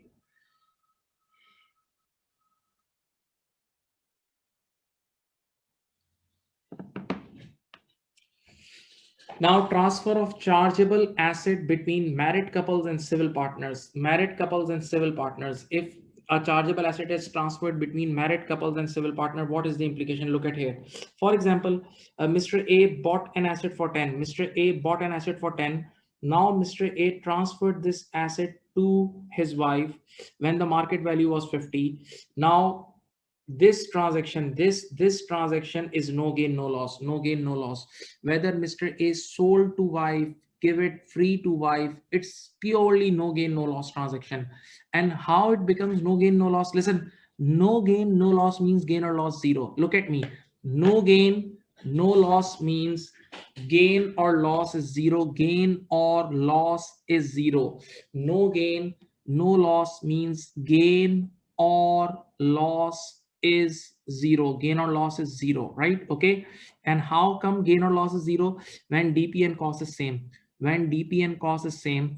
So you should assume that Mr. A transferred, sold it for 10, the same cost. So whatever is the cost of Mr. A will be the cost of Mrs. A. Whatever is the cost of Mr. A will be the cost of Mrs. A. it is assumed that Mr. A transferred this asset to his wife on cost, because now DP is 10 and cost is 10, so automatically gain or loss is 0, right? Now, finally, Mrs. A sold this to third party. Mrs. A sold this to third party for 80. Now, what will be the gain in the books? What will be the gain in the books of Mrs. A? It's 70. The 70 is the gain in the books of Mrs. A. So please read this. These are very important rules. These are between married couples and civil partners. Any transaction is no gain, no loss. It is assumed that it's a cost to cost transfer. It's a cost to cost transfer. Cost to cost transfer means whatever is the cost of husband becomes the cost of wife. Whatever is the cost for husband, it becomes the cost for wife. Okay. Now again, very important line. Transfer of chargeable asset at the time of death. Transfer of chargeable asset at the time of death is exempt from CGT. And market value of asset at the time of death becomes base cost of asset for son. Base cost of asset for son. For example, listen. For example, dad bought an asset for 10. Dad bought an asset for 10. And the asset market value is going up, and up. And now the market value is 70. Market value is 70. And now this is the death of the dad. This is the date of death of dad. Okay, so now according to the will, the asset is transferred to son. So this appreciation, look at here, this $60 gain is exempt, totally exempt. Nobody will pay tax. Nobody will pay tax on this 60, right? And now this market value at the date of death, market value, please listen carefully. Market value at the date of death will be the base cost for son.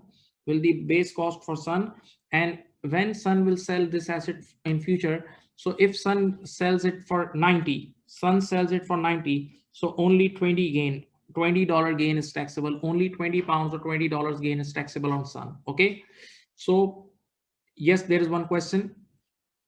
You transfer it to anybody at the time of death, it's a no gain, no loss.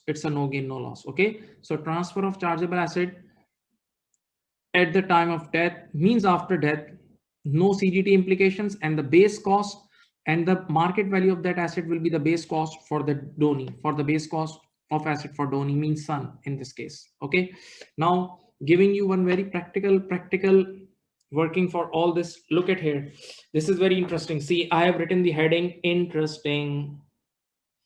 This is interesting topic. Listen, this is grandfather bought an asset for 10 pounds.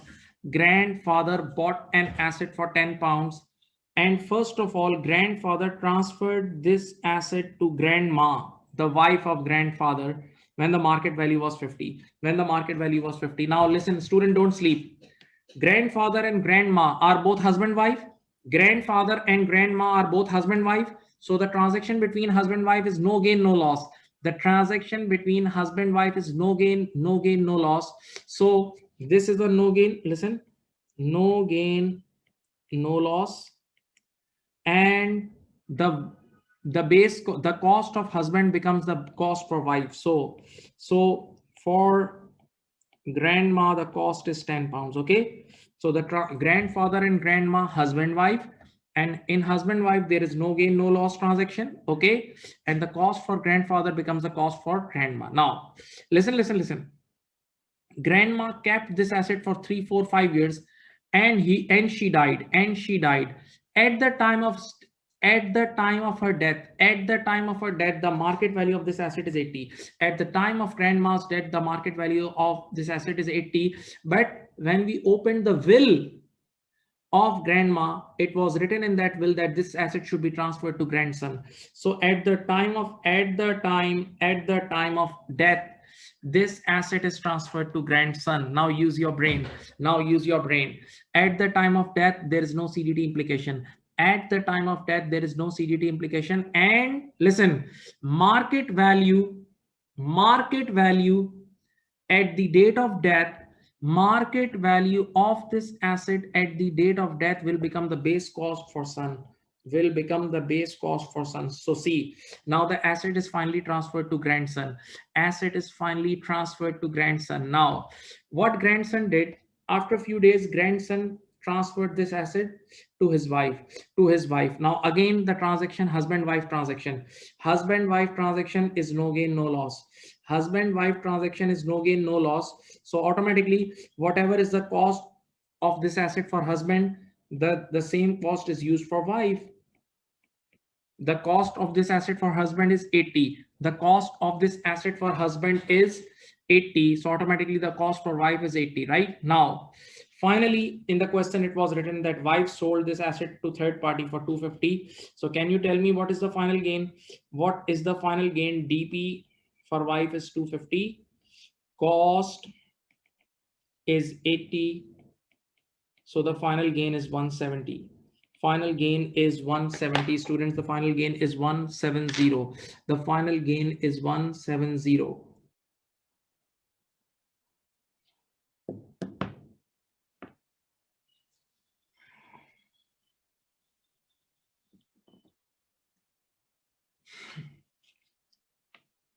Okay, you got it, students. In this example, we revised not only the husband-wife transfer, but also the death transfer as well. Now, there is one more area for individuals, the shares and securities. Sometimes individuals buy shares and then they sell it. Sell it. Listen very carefully. Whenever an individual sells shares, we need to, yes, shares are also chargeable asset. Yes, shares are also chargeable assets. So how do we calculate the gain of shares? For example, 10,000 shares are sold. So definitely when you sell 10,000 shares, the disposal proceed is also given. So first of all, you write the DP. Now, obviously, in order to calculate gain, you need to match the cost.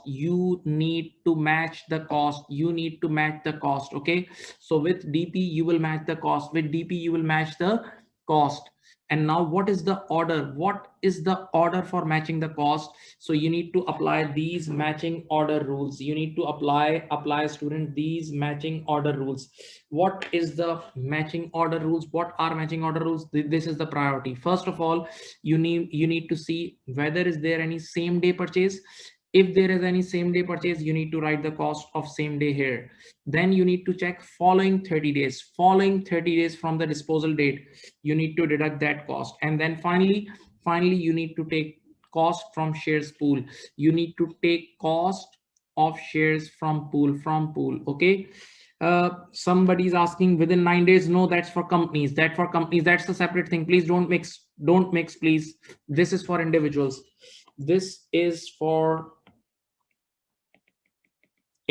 Okay. So my dear students, always remember this thing. Always remember this thing whenever you are going to compute gain or loss for individuals, shares and securities. If individual is selling shares and securities, you need to use this order. First of all, you'll write DP, and then for cost, there are three steps. For cost, there are three steps. Number one, same day purchase. Number two, following 30 days purchase, and then cost of shares from pool. Okay. Now, how to incorporate right issue and bonus issue. How to incorporate right issue and bonus issue. Listen very carefully. This is X company, and my name is Mr. A, and I am the shareholder of this company. This is X company, and let us say I have bought some shares of this X company few years ago. So when I have bought some shares of this X company few years ago, that means Mr. A is the existing shareholder of X company. So now whenever X company will issue right issue, whenever X company will offer right issue, this right issue will be offered to Mr.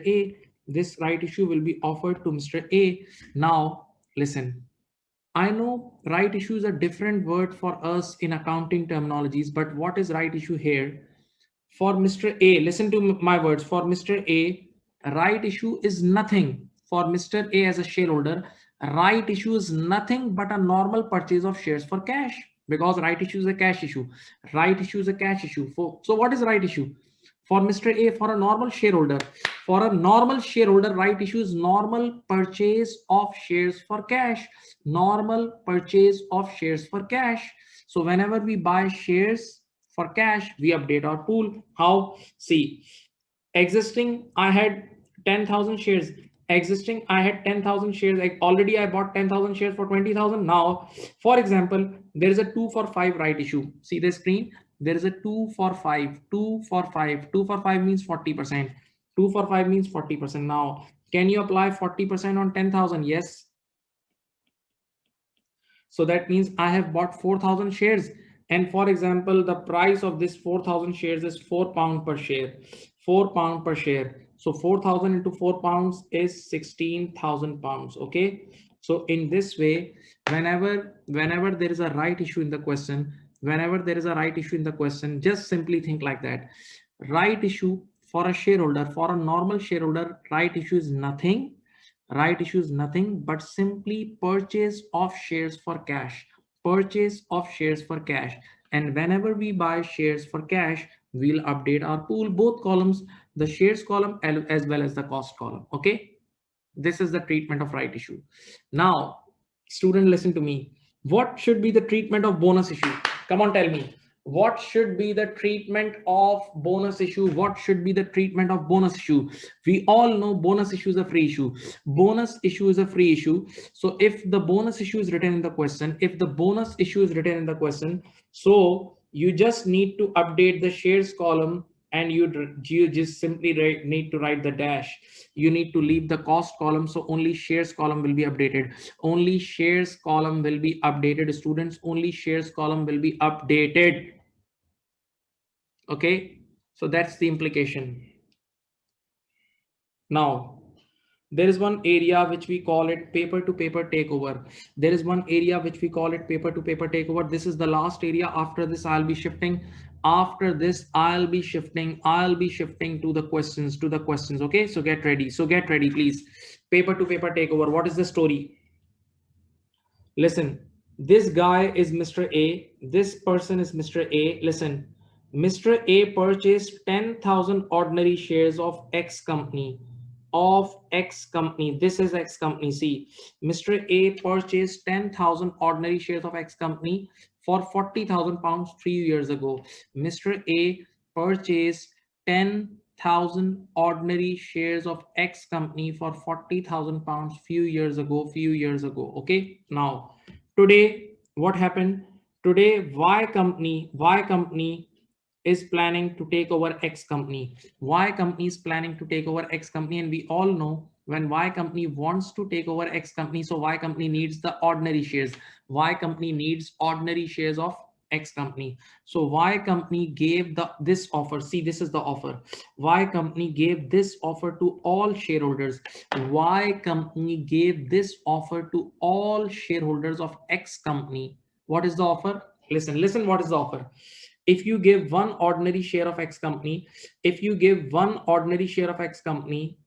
you will immediately get 2 ordinary shares of Y company and 1 preference shares of Y company. So if you have brain, you can think like that. Listen. That for 1 ordinary share of X company, you will get total 3 shares. For 1 ordinary shares of X company, you will get total 3 shares. Wait a minute. For 1 ordinary shares of X company, you will get total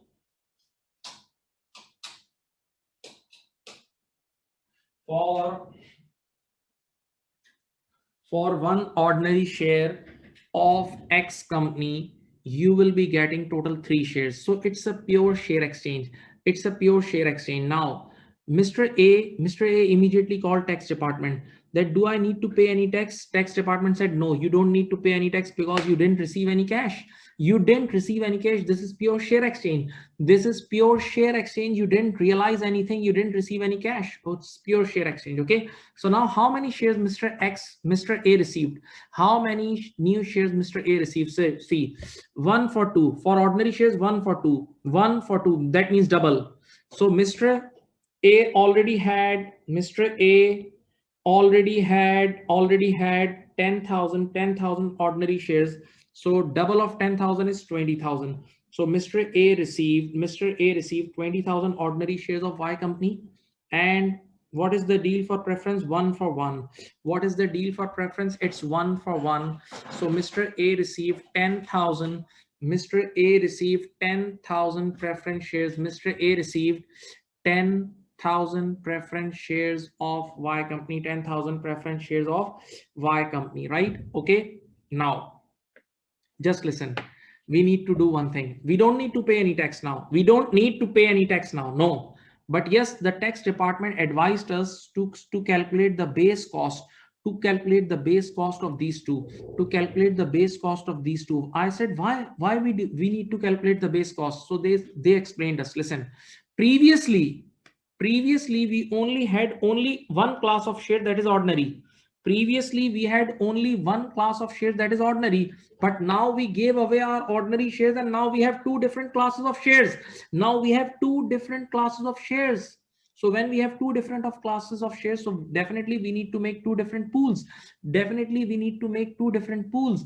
And for making two different pools, we must have separate cost. We must have separate cost. So that means this original cost of 40,000, this original cost of 40,000 must be apportioned between these two, must be apportioned between these two, ordinary and preference. Yes. And you know, for apportionment, we need a base. For apportionment, we all know we need a base. And here the base is the market price. Base is basically market values or market price of shares of Y company, market price of shares of Y company at the date of takeover, at the date of takeover. See at the top of the question, see there, what is the market price of ordinary share per ordinary share at £4? So 20,000 ordinary shares we have, multiplied by 4, it's £80,000. Okay. And the market price per preference shares is £2. So it's 10,000 times £2 is 20,000. Can you calculate it? Yes. Total market value is 100,000. And this 100,000 is equal to 100%. This 100,000 is equal to 100%. Can you calculate the percentage? Can you calculate the percentage weightage? Yes. 80,000 is how much percentage of 100,000? 80,000 is how much percent of 100,000? It's 80%. And 20,000 is 20% of 100,000. So the percentage weightage according to market value is 80-20, 80-20. So now what we will do, listen, you will split here. You will write 80%. What is 80% of 40,000? It's £32,000. See here, please. This is basically base cost of 20,000 ordinary shares of Y company. And now wait, 20%, 40,000 times 20% is 8,000. And student, this is going to be base cost of 10,000 preference shares of Y company. Okay. So see, we have just split. We have just done split. We have just split this original cost. We have just split this original cost on the basis of market value. We have just split the original cost between ordinary and preference, on the basis of market value, percentage, right? Okay.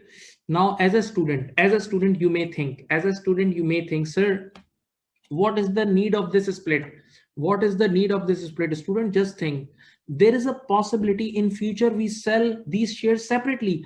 There is a possibility in future we sell ordinary shares separately and preference shares separately. So when you will sell these two shares separately, definitely you will compute gain separately. Definitely you will compute the gain of these two separately.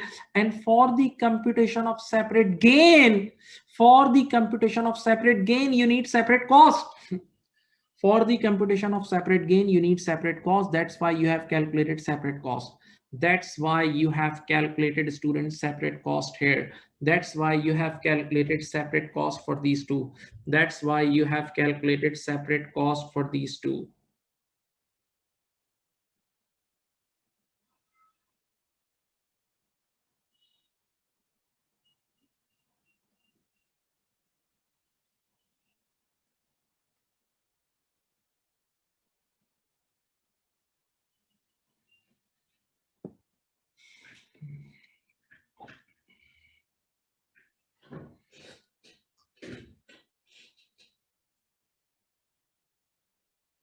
Okay, so students, now we are finally moving towards the OT cases.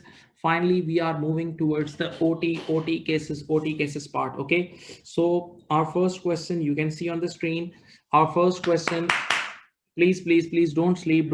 It's for your benefit. It's for your benefit, please. The first question is Bo. This is basically a past paper.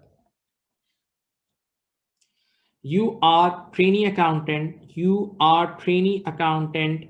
and your manager has asked for your help regarding a client who disposed of the assets during the tax year 2021. Okay, now on 31st July 2020, this is the date, this is the disposal date. Bo made a gift. So automatically gift relief will come in your mind. Gift relief will come in your mind. Please, to his son, Chi, of his entire holding of 50,000 pound one ordinary shares, 100% holding he gifted in Botune Limited, an unquoted trading company. Yes, it's the shares of trading company. So we have seen all conditions have been met. Now listen, as this is unquoted company, we are discussing gift relief. As this is unquoted company, so we don't need to check holding percentage. Yes, for quoted companies 5% is must. Yes, for quoted companies 5% is must, but for unquoted companies there is no need of 5%. Okay, please don't sleep. Just think you are attempting a question now.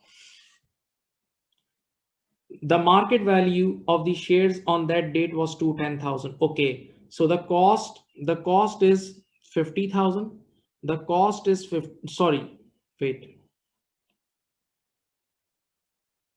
Market value, the shares had been purchased by Bo on 22nd January, 94,000. So yes, the cost is 94 and this is the market value. The cost is 94 and the market value is 210. Bo and Chi have elected to hold over the gain as a gift of a business asset. Yes, gift relief is also called holdover relief. Gift relief is also called holdover relief. Gift relief is also called holdover relief. Okay, so you need to calculate gift relief. Now don't read, just stop. These 4 lines are enough. And listen. The case. Cost is how much? 94. Listen. And the market value is 210. Consideration is zero. In the first case, it's a pure gift. Okay, so now listen. Whenever asset is transferred from, whenever any chargeable asset is transferred from one person to another, gain is calculated. And for gain for connected person, DP is market value is used as a DP. See, so DP is 210. Cost is 94. Your gain is 116. DP is 210. Cost is 94. Your gain is 116. Okay. Now, as this is a pure gift transaction, as there is no consideration involved, consideration is zero, full-time gift, it's a pure gift. So you will be able to claim complete gift relief. You will be able to get complete gift relief. Complete 116,000 will be deferred. Complete 116,000 will be deferred. Okay, because the consideration right now is zero. Okay, now student, you need to calculate base cost of shares for Sun. Now just use your brain. Is this a permanent relief or a deferral? Gift relief is just a deferral relief. And how we do working for deferral? We simply reduce the base cost of this shares for Sun. So now the market value of these shares were 210. And how much is the gift relief? It's 116. Gift relief is 116. So automatically the base cost of shares for Sun is 94. The base cost of shares for Sun is 94. Okay, the base cost of shares for Sun is 94. This is the answer of first question. Listen, if you want to see the question with you, you can keep your exam kit. It's in your exam kit as well. It's in your Kaplan exam kit as well. You can keep your Kaplan exam kit in front of you.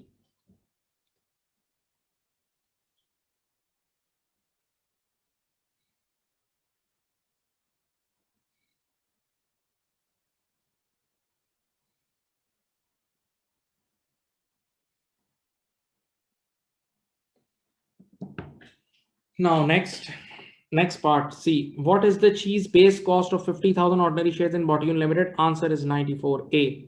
Question number one, answer is 94. Question number one, answer is 94,000, right? Now, see, they are going to change the requirement. If Bo, requirement number two, if lead the requirement, if Bo had instead sold the shares in Botune Limited for 160. Now, see, the consideration is involved. Consideration is involved. For each of the following statements, select whether it is true or false. Wait, listen. Now the cost is again 94. Okay. See here, the market value is again 210, but in the question it is given that consideration by son is 160. Okay. So can you see how much is the gift element now? How much is the gift element? Students, please check how much is the gift element. 210 minus 160, only 50,000 is the gift element. Only 50,000 is the gift element. Only 50,000 is the gift element. When only 50,000 is the gift element, so you can only defer, you can only get gift relief up to the gift element. You can only get gift relief up to the gift element. That's it, nothing else. Okay, so now for question number two, again, as this is a deal between connected person, market values must be used as a DP. So DP is 210, cost is 94, gain is 116, gain is 116. Now, as in this question, this transaction is not a pure gift. This transaction is not a pure gift.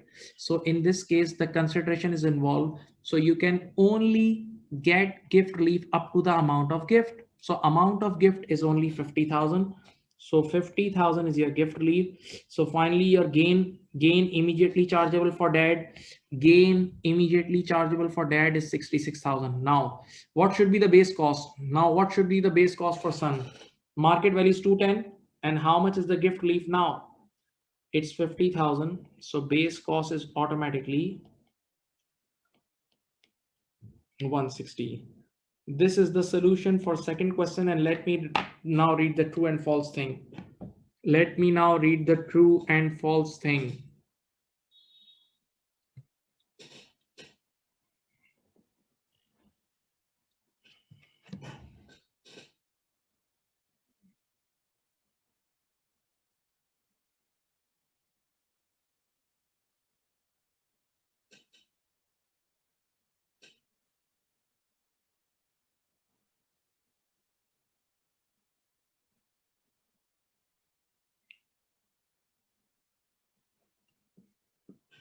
Now listen. See this. Bo's chargeable gain would have been 66. It's yes, final chargeable gain is 66. It's true. It's in this case, in the second case, the final chargeable gain is 66. Bo and Chi would not have been. No, it's false. Still they can claim. Still they can claim gift relief, but only for 50,000. Still they can claim gift relief, but only for 50,000. So this one is wrong. The base cost of the shares for Chi would be no. It should be 160. It should be 160. Again, it's wrong. So the first one is true. The second and third is false. The second and third is false. The second and third is false. Okay. Have a look. Have a look. Please don't lose the confidence.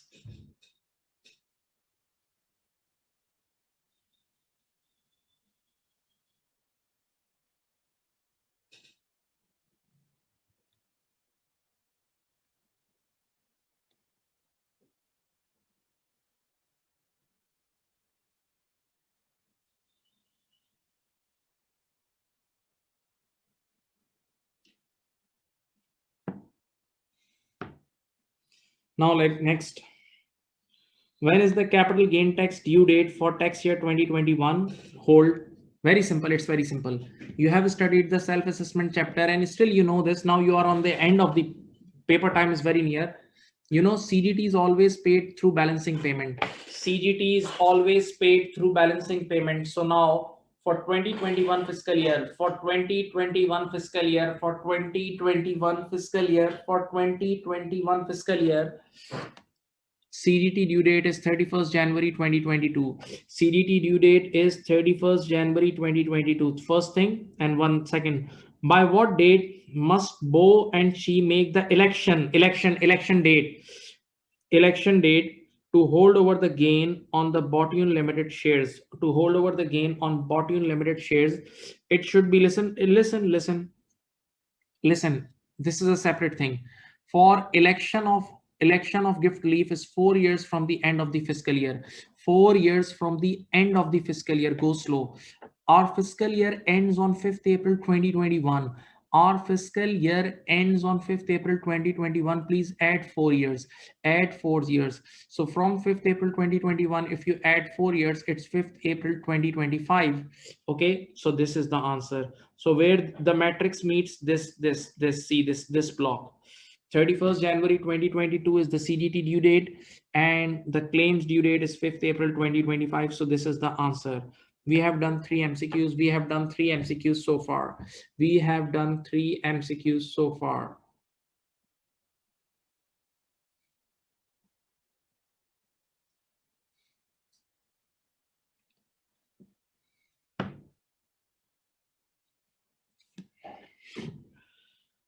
Now read the question again. Read the question again. Bo has, read the question again from here. From here, students, please.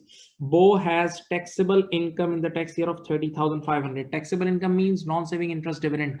Taxable income means NS interest dividend is 30,500 and made a chargeable gain on the sale of painting. Painting means it's not RPG, it's not a property, it's not BADR or QG, so it's NG. The gain of painting is normal gain.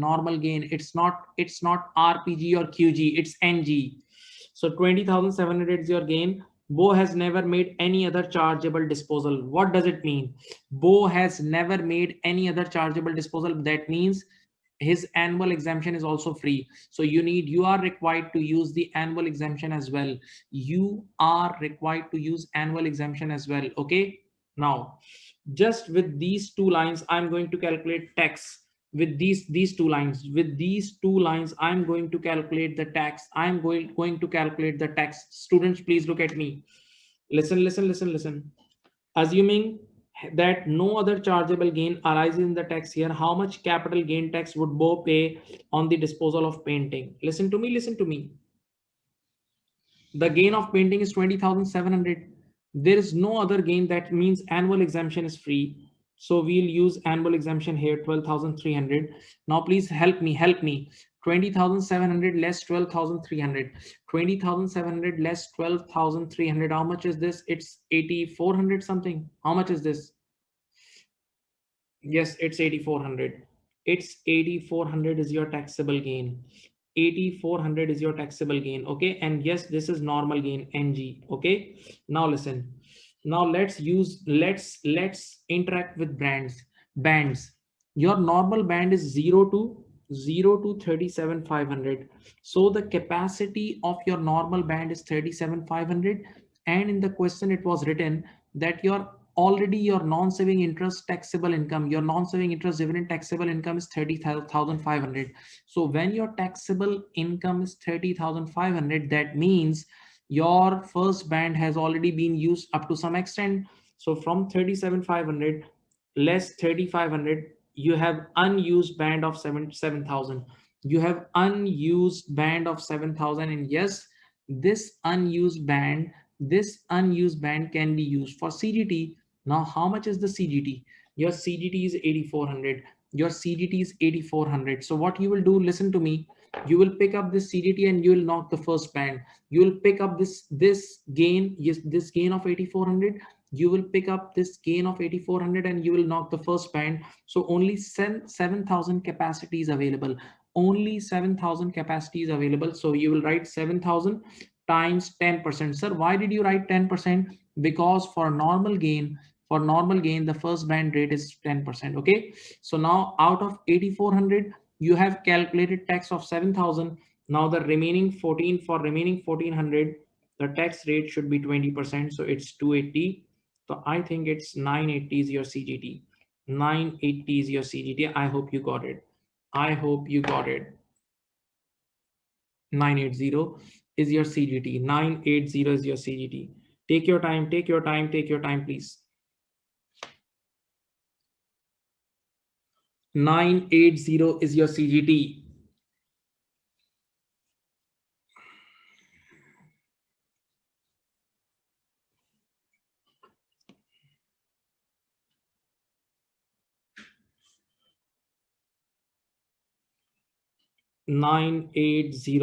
Is your CGT. Now, answer is 980. Now the last part is related to PPR. Last part is linked to PPR, Principal Private Residence Relief. Okay. On 30th September 2020, this is both sold. This is the disposal date of the house for 282, resulting in a chargeable gain of 172. Thank God they have given you ready-made chargeable gain. Now read the story. The house had been purchased on 1st October 08. Now hold. House was bought on 1st October 08 and it was sold on 30th September 2020. House was bought on 1st October 08 and it was sold on 30th September 2020. This is the total holding period. Now, he occupied the house as his main residence from the date of purchase until 30th September 2010. From 1st October 08 to 30th September 2010, it was fully occupied. So this period is exempt. This first 24 months is exempt. Listen. Bo then moved in with his girlfriend and the house was unoccupied between 1st October 2010 to 30th September 2020. See, he didn't come back. Once he left the house, he didn't come back. So there is no sandwich layer. There is no sandwich layer in the end. That's why in this question, you can't claim ABC.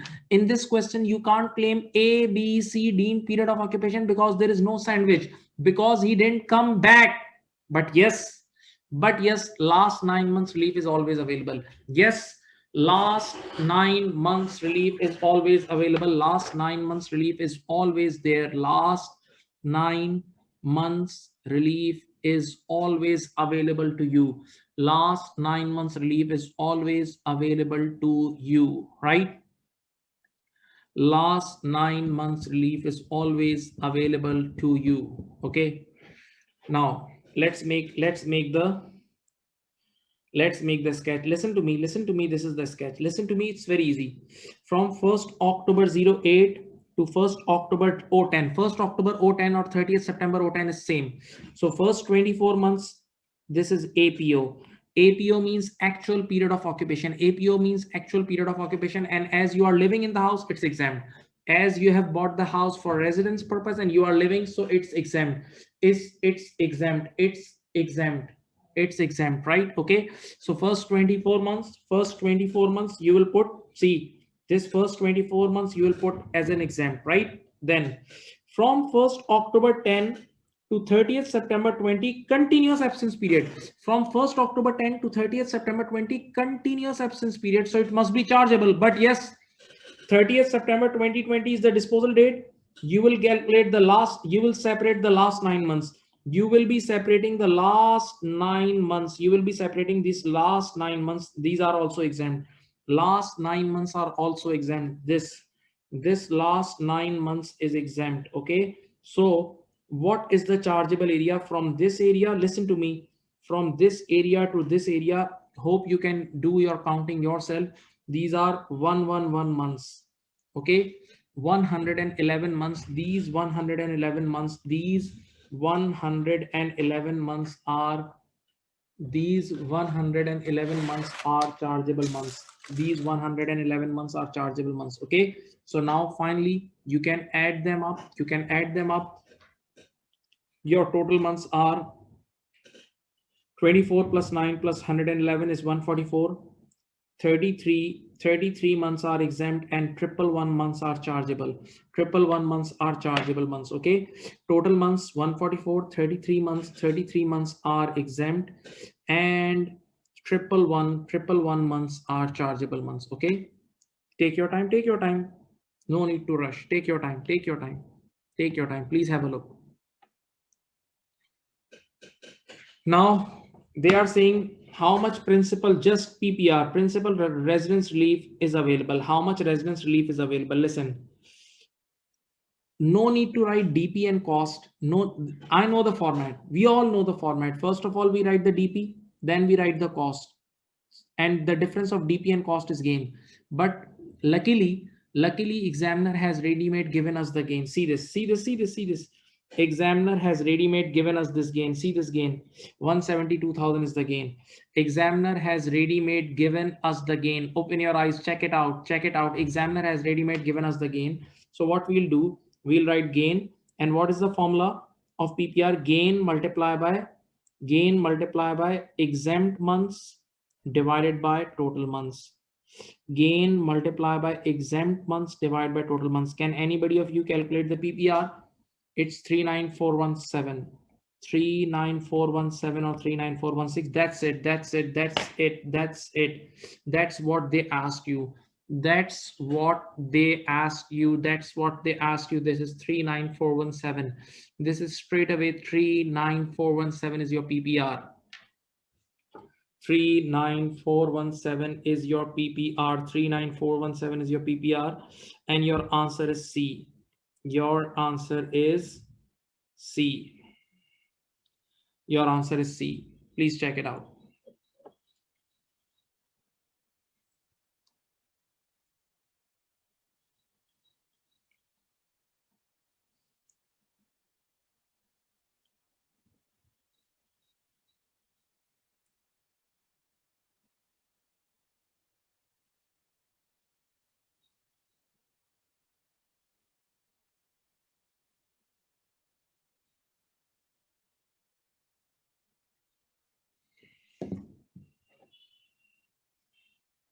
Now, let's move to one more question. Alphabet Limited. One more question. The name of this question is Alphabet Limited. Alphabet Limited. This contains BADR as well. This contains Business Asset Disposal Relief, previously which we used to call it entrepreneur relief. Okay. Don't sleep. Only half an hour is left. Last half an hour hard work is left. Okay. Now, on 15th October 2020, on 15th of October 2020, Alphabet Limited, an unquoted trading company, was taken over by XYZ PLC. Alphabetic company was taken over by XYZ PLC. XYZ PLC. Make a picture in your mind. Make a picture sketch in your mind. Prior to the takeover, Alphabet Limited share capital consisted of 100,000 ordinary shares. Okay, so total number of shares issued by Alphabetic Limited was only 100,000 shares. Was only 100,000 shares, right? And under the terms of the takeover, the shareholder received either cash of £6 per share, £6 per share, or one ordinary shares in XYZ for one for one. See the deal. Either you can get £6 per share cash for every shares, for each and every shares of Alphabetic Limited. They will give you the parent company that is XYZ company will give you £6 per share cash. Either take the cash, or you will be receiving one for one share exchange. One for one share exchange. It's your wish. Okay, it's totally your wish. Now, the following information is available regarding three shareholdings of Alphabetic. Alphabetic Limited, the existing company, the subsidiary existing company, has already issued only 100,000 shares, and these are the three main shareholders: three Alloy, Bond, and Cherry. Alloy, Bond, and Cherry. Now you need to decide whether they can claim BADR or not. You need to decide whether they can claim BADR or not. BADR or not. Okay, it's not difficult. Just don't sleep. Be active. Read carefully. You will get it. You will get it. Now, Alloy has been managing director. Yes, he's doing job of Alphabet Limited since the company's incorporation on 1st January. Since years he's doing job. Okay. Now she accepted XYZ PLC cash alternative. That means sold. Cash alternative means sold. He received, Alloy received cash. It's pure sold. In respect of a shareholding of 60,000 out of 100,000, 60,000 means 60% holding. 60% is greater than 5%. Yes, BADR conditions have been met. We can see 60% holding. Alloy had originally subscribed for 50,000 shares at their par value. Par value is pound one. And purchase a further 10,000 shares for 18,600. That means, how did he buy these 60,000 shares? Students, look at me. How did he buy these 60,000 shares? First of all, he bought 50,000 shares from company at par value, and par value is 1. So 50,000 times 1, the cost of these 50,000 shares is 50,000. And then after 1 year, or so, in 2011, he bought 10,000 more shares for 18,600 pounds. Now listen. You know, constantly he bought the shares of same company and same class of shares. He bought the same shares of Alphabetic Limited and same ordinary. So we make the pool for such purchases. We make the pool. First of all, in 2010 he bought 50,000 shares for 50,000 pounds, and then in 2011 he bought 10,000 shares for 18,600 pounds. So now listen to me. Now he has total 60,000 shares with cost of 68,600 pounds. He has total 60,000 shares with the cost of 68,600 pounds. I'm doing this just for future gain purposes, for the calculation of future gain purposes. Okay, right? Now, one thing, all of you, please tell me, can Alloy claim BADR? Yes, Alloy can claim BADR. Why? He's doing job in this company. Yes. This company is a trading company. Yes. He has shareholding of more than 5%. Yes. And he holds the shares for 10 years, means more than 2 years, more than just 2 years, 24 months. So as he met all condition, he is eligible for BADR. He is eligible for BADR. Right? Now, the next guy is Bond. Listen, Bond has been the sales director of Alphabet Limited since 1st Feb 2019. 1st Feb 2019. Bond has been the sales director of Alphabet Limited since 1st Feb 2019. 1st Feb 2019. Having not previously been an employee of the company. See, he joined the company on 1st Feb 19 as the director. She accepted XYZ PLC share alternative of 1 for 1 ordinary share of her 25,000. Yes, holding is good. He has 25%. He has 25% shareholding. Bond had purchased her shareholding on 1st Feb 2019 for 92,200. Now, on 4th of March 2021, Bond gave 10,000 of her ordinary shares in XYZ PLC to her brother for 50,000 pounds. This is a separate story. Wait, first of all, listen.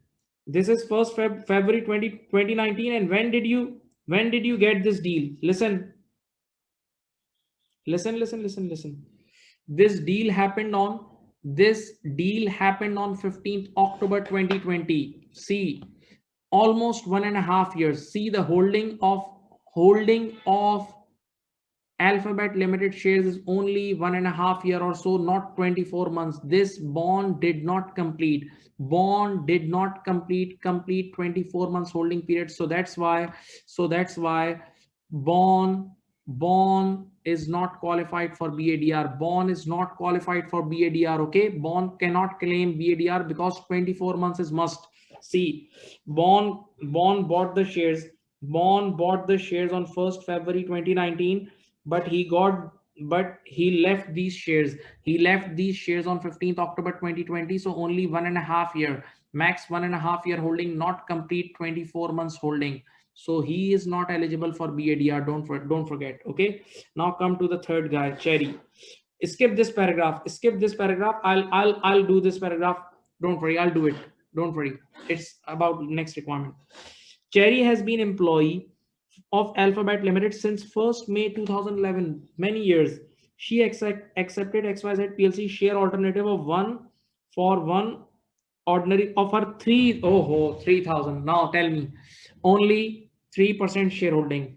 He has only 3% shareholding. 3,000 is just 3% of 100,000.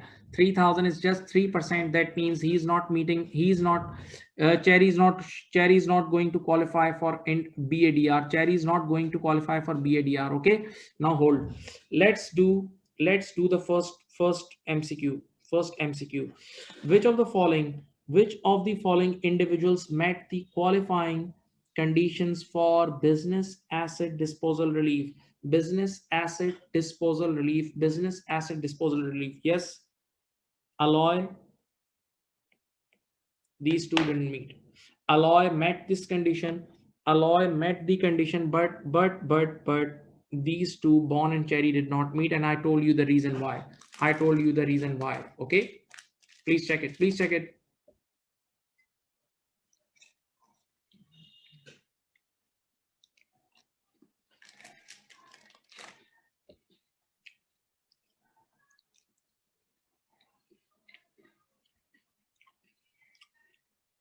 Now, what is the chargeable gain, if any, arising on alloy? First of all, alloy. What is the chargeable? What is the chargeable gain, if any, arising on alloy on the takeover of Alphabetic Limited? Yes, yes, yes. Alloy received. See, Alloy accepted the cash alternative. See, it is written. Wait. See, this is he accepted the cash alternative. That means he sold the shares. He sold all the 60,000 shares and he took the cash from XYZ PLC. Means it's a pure sale. It's a pure sale of shares. Okay. So Alloy had, look at here, Alloy had 60,000 shares, and for these 60,000 shares, he received £6 per share. For these 60,000 shares of ABC, he received £6 per share. So 60,000 times 6 is 360. 60,000 times 6 is 360. Now, less cost. You will ask me, sir, as Alloy is selling shares, so will you apply matching order rules? Yes, apply it. There is no same day purchase. There is no same day purchase. There is no following 30 days. So automatically we'll take cost from this pool. We'll take cost from this pool. And what is the cost of 60,000 shares from the pool? What is the cost of 60,000 shares from this pool? This is 68,600. This is 68,600. So when you deduct the cost, you will get 291,400. So 291,400 is the gain. 291,400 is the gain. Okay. 291,400 is the gain.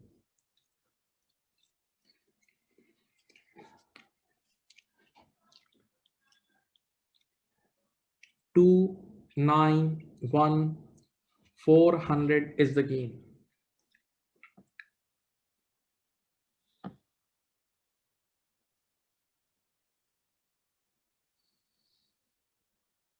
Okay. Now, next, Bond. Bond had 25,000 shares of previous. Listen to me. Bond had 25,000 shares of previous ABC, and he opted for share exchange. So he gave away, listen to me, he gave away 25,000 shares of ABC. He got the shares of XYZ. Now he had XYZ shares. Okay. Simple, pure share exchange, 1 for 1 with same cost. See, the cost is still 92,200. See, this is the cost. Now, finally, what he did on 4th March 2021, Bond gave 10,000 of her. pound 1 ordinary shares in XYZ PLC to her brother. Connected person, deal between connected person, deal between connected person. Look at here, deal between connected person. So whenever there is a deal between connected person, yes, we compute gain. Yes, we calculate gain. But for this gain, DP is the market value. For this gain, DP is the market value. And now as the, listen, as the shares are quoted company shares. So for quoted company shares, I taught you mid market price. For quoted company shares, they are mid market. There is one question students are asking. Listen, let me give you the answer. Please be active. Students, this is 1st February 2019 and this date is 15th October 2020. So you need to check the holding period for ABC. ABC holding period is less than, ABC holding period is less than 24 months. That's why bond did not qualify for BADR. Listen, they were doing job in ABC. They were doing job in ABC. They had holding in ABC. So we need to check the holding period of ABC definitely. And in ABC, the holding of bond holding period is less than 24 months. Okay. Now, so out of this 15,000, he gave away 10,000 shares. Out of this 25,000 shares, he gave away 10,000 shares. And now as this is the deal of quoted shares. So in order to calculate the market value, you need to calculate mid quoted price. Student, can you see how will you calculate the mid quoted price? 7.10 and 7.18. 7.10 and 7.18. What is the mid price? 7.10 and 7.18. What is the mid price? It's 7.14. Okay. So let's calculate the gain. Let's calculate this gain. Let's calculate this gain. Let's calculate this gain. Listen to me. He gave away 10,000 shares, and what is the market value of one share is 7.14. So automatically DP is 71,400. Automatically DP is 71,400. Now, as he just gave 10,000 shares, but he already had 25,000 shares. He already had 25,000 shares. What is the base cost of 25,000 shares? It's 92,200. So what he will do, 92,200 divided by 25,000. Multiply by 10,000. Now calculate the cost. Tell me, what is the cost? Can anybody tell me? Yes, 36. Okay, so the difference will be your gain. The difference will be your gain. 34520 is your gain. 34520 is your gain. Take your time.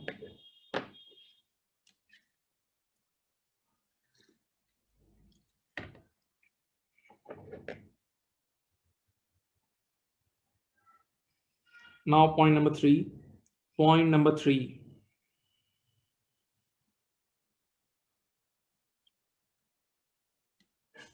Cherry had 3,000 shares.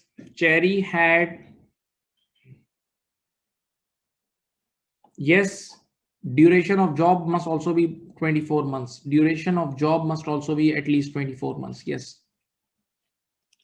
Cherry has been an employee since 1st May 2011.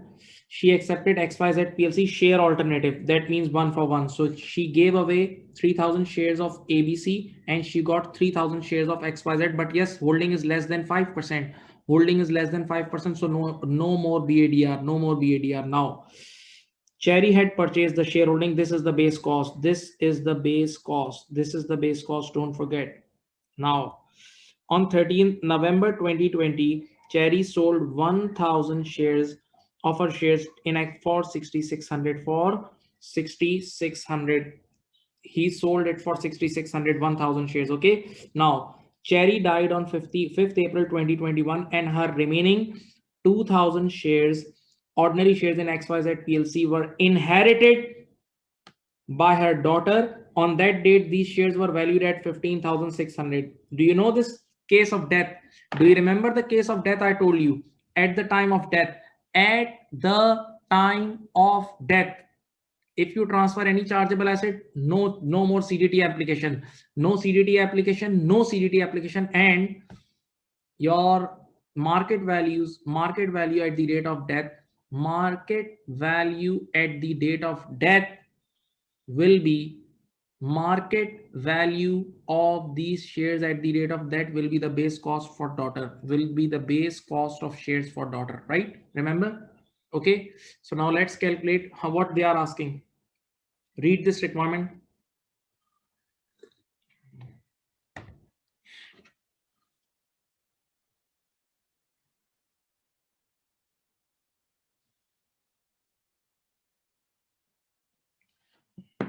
Now listen.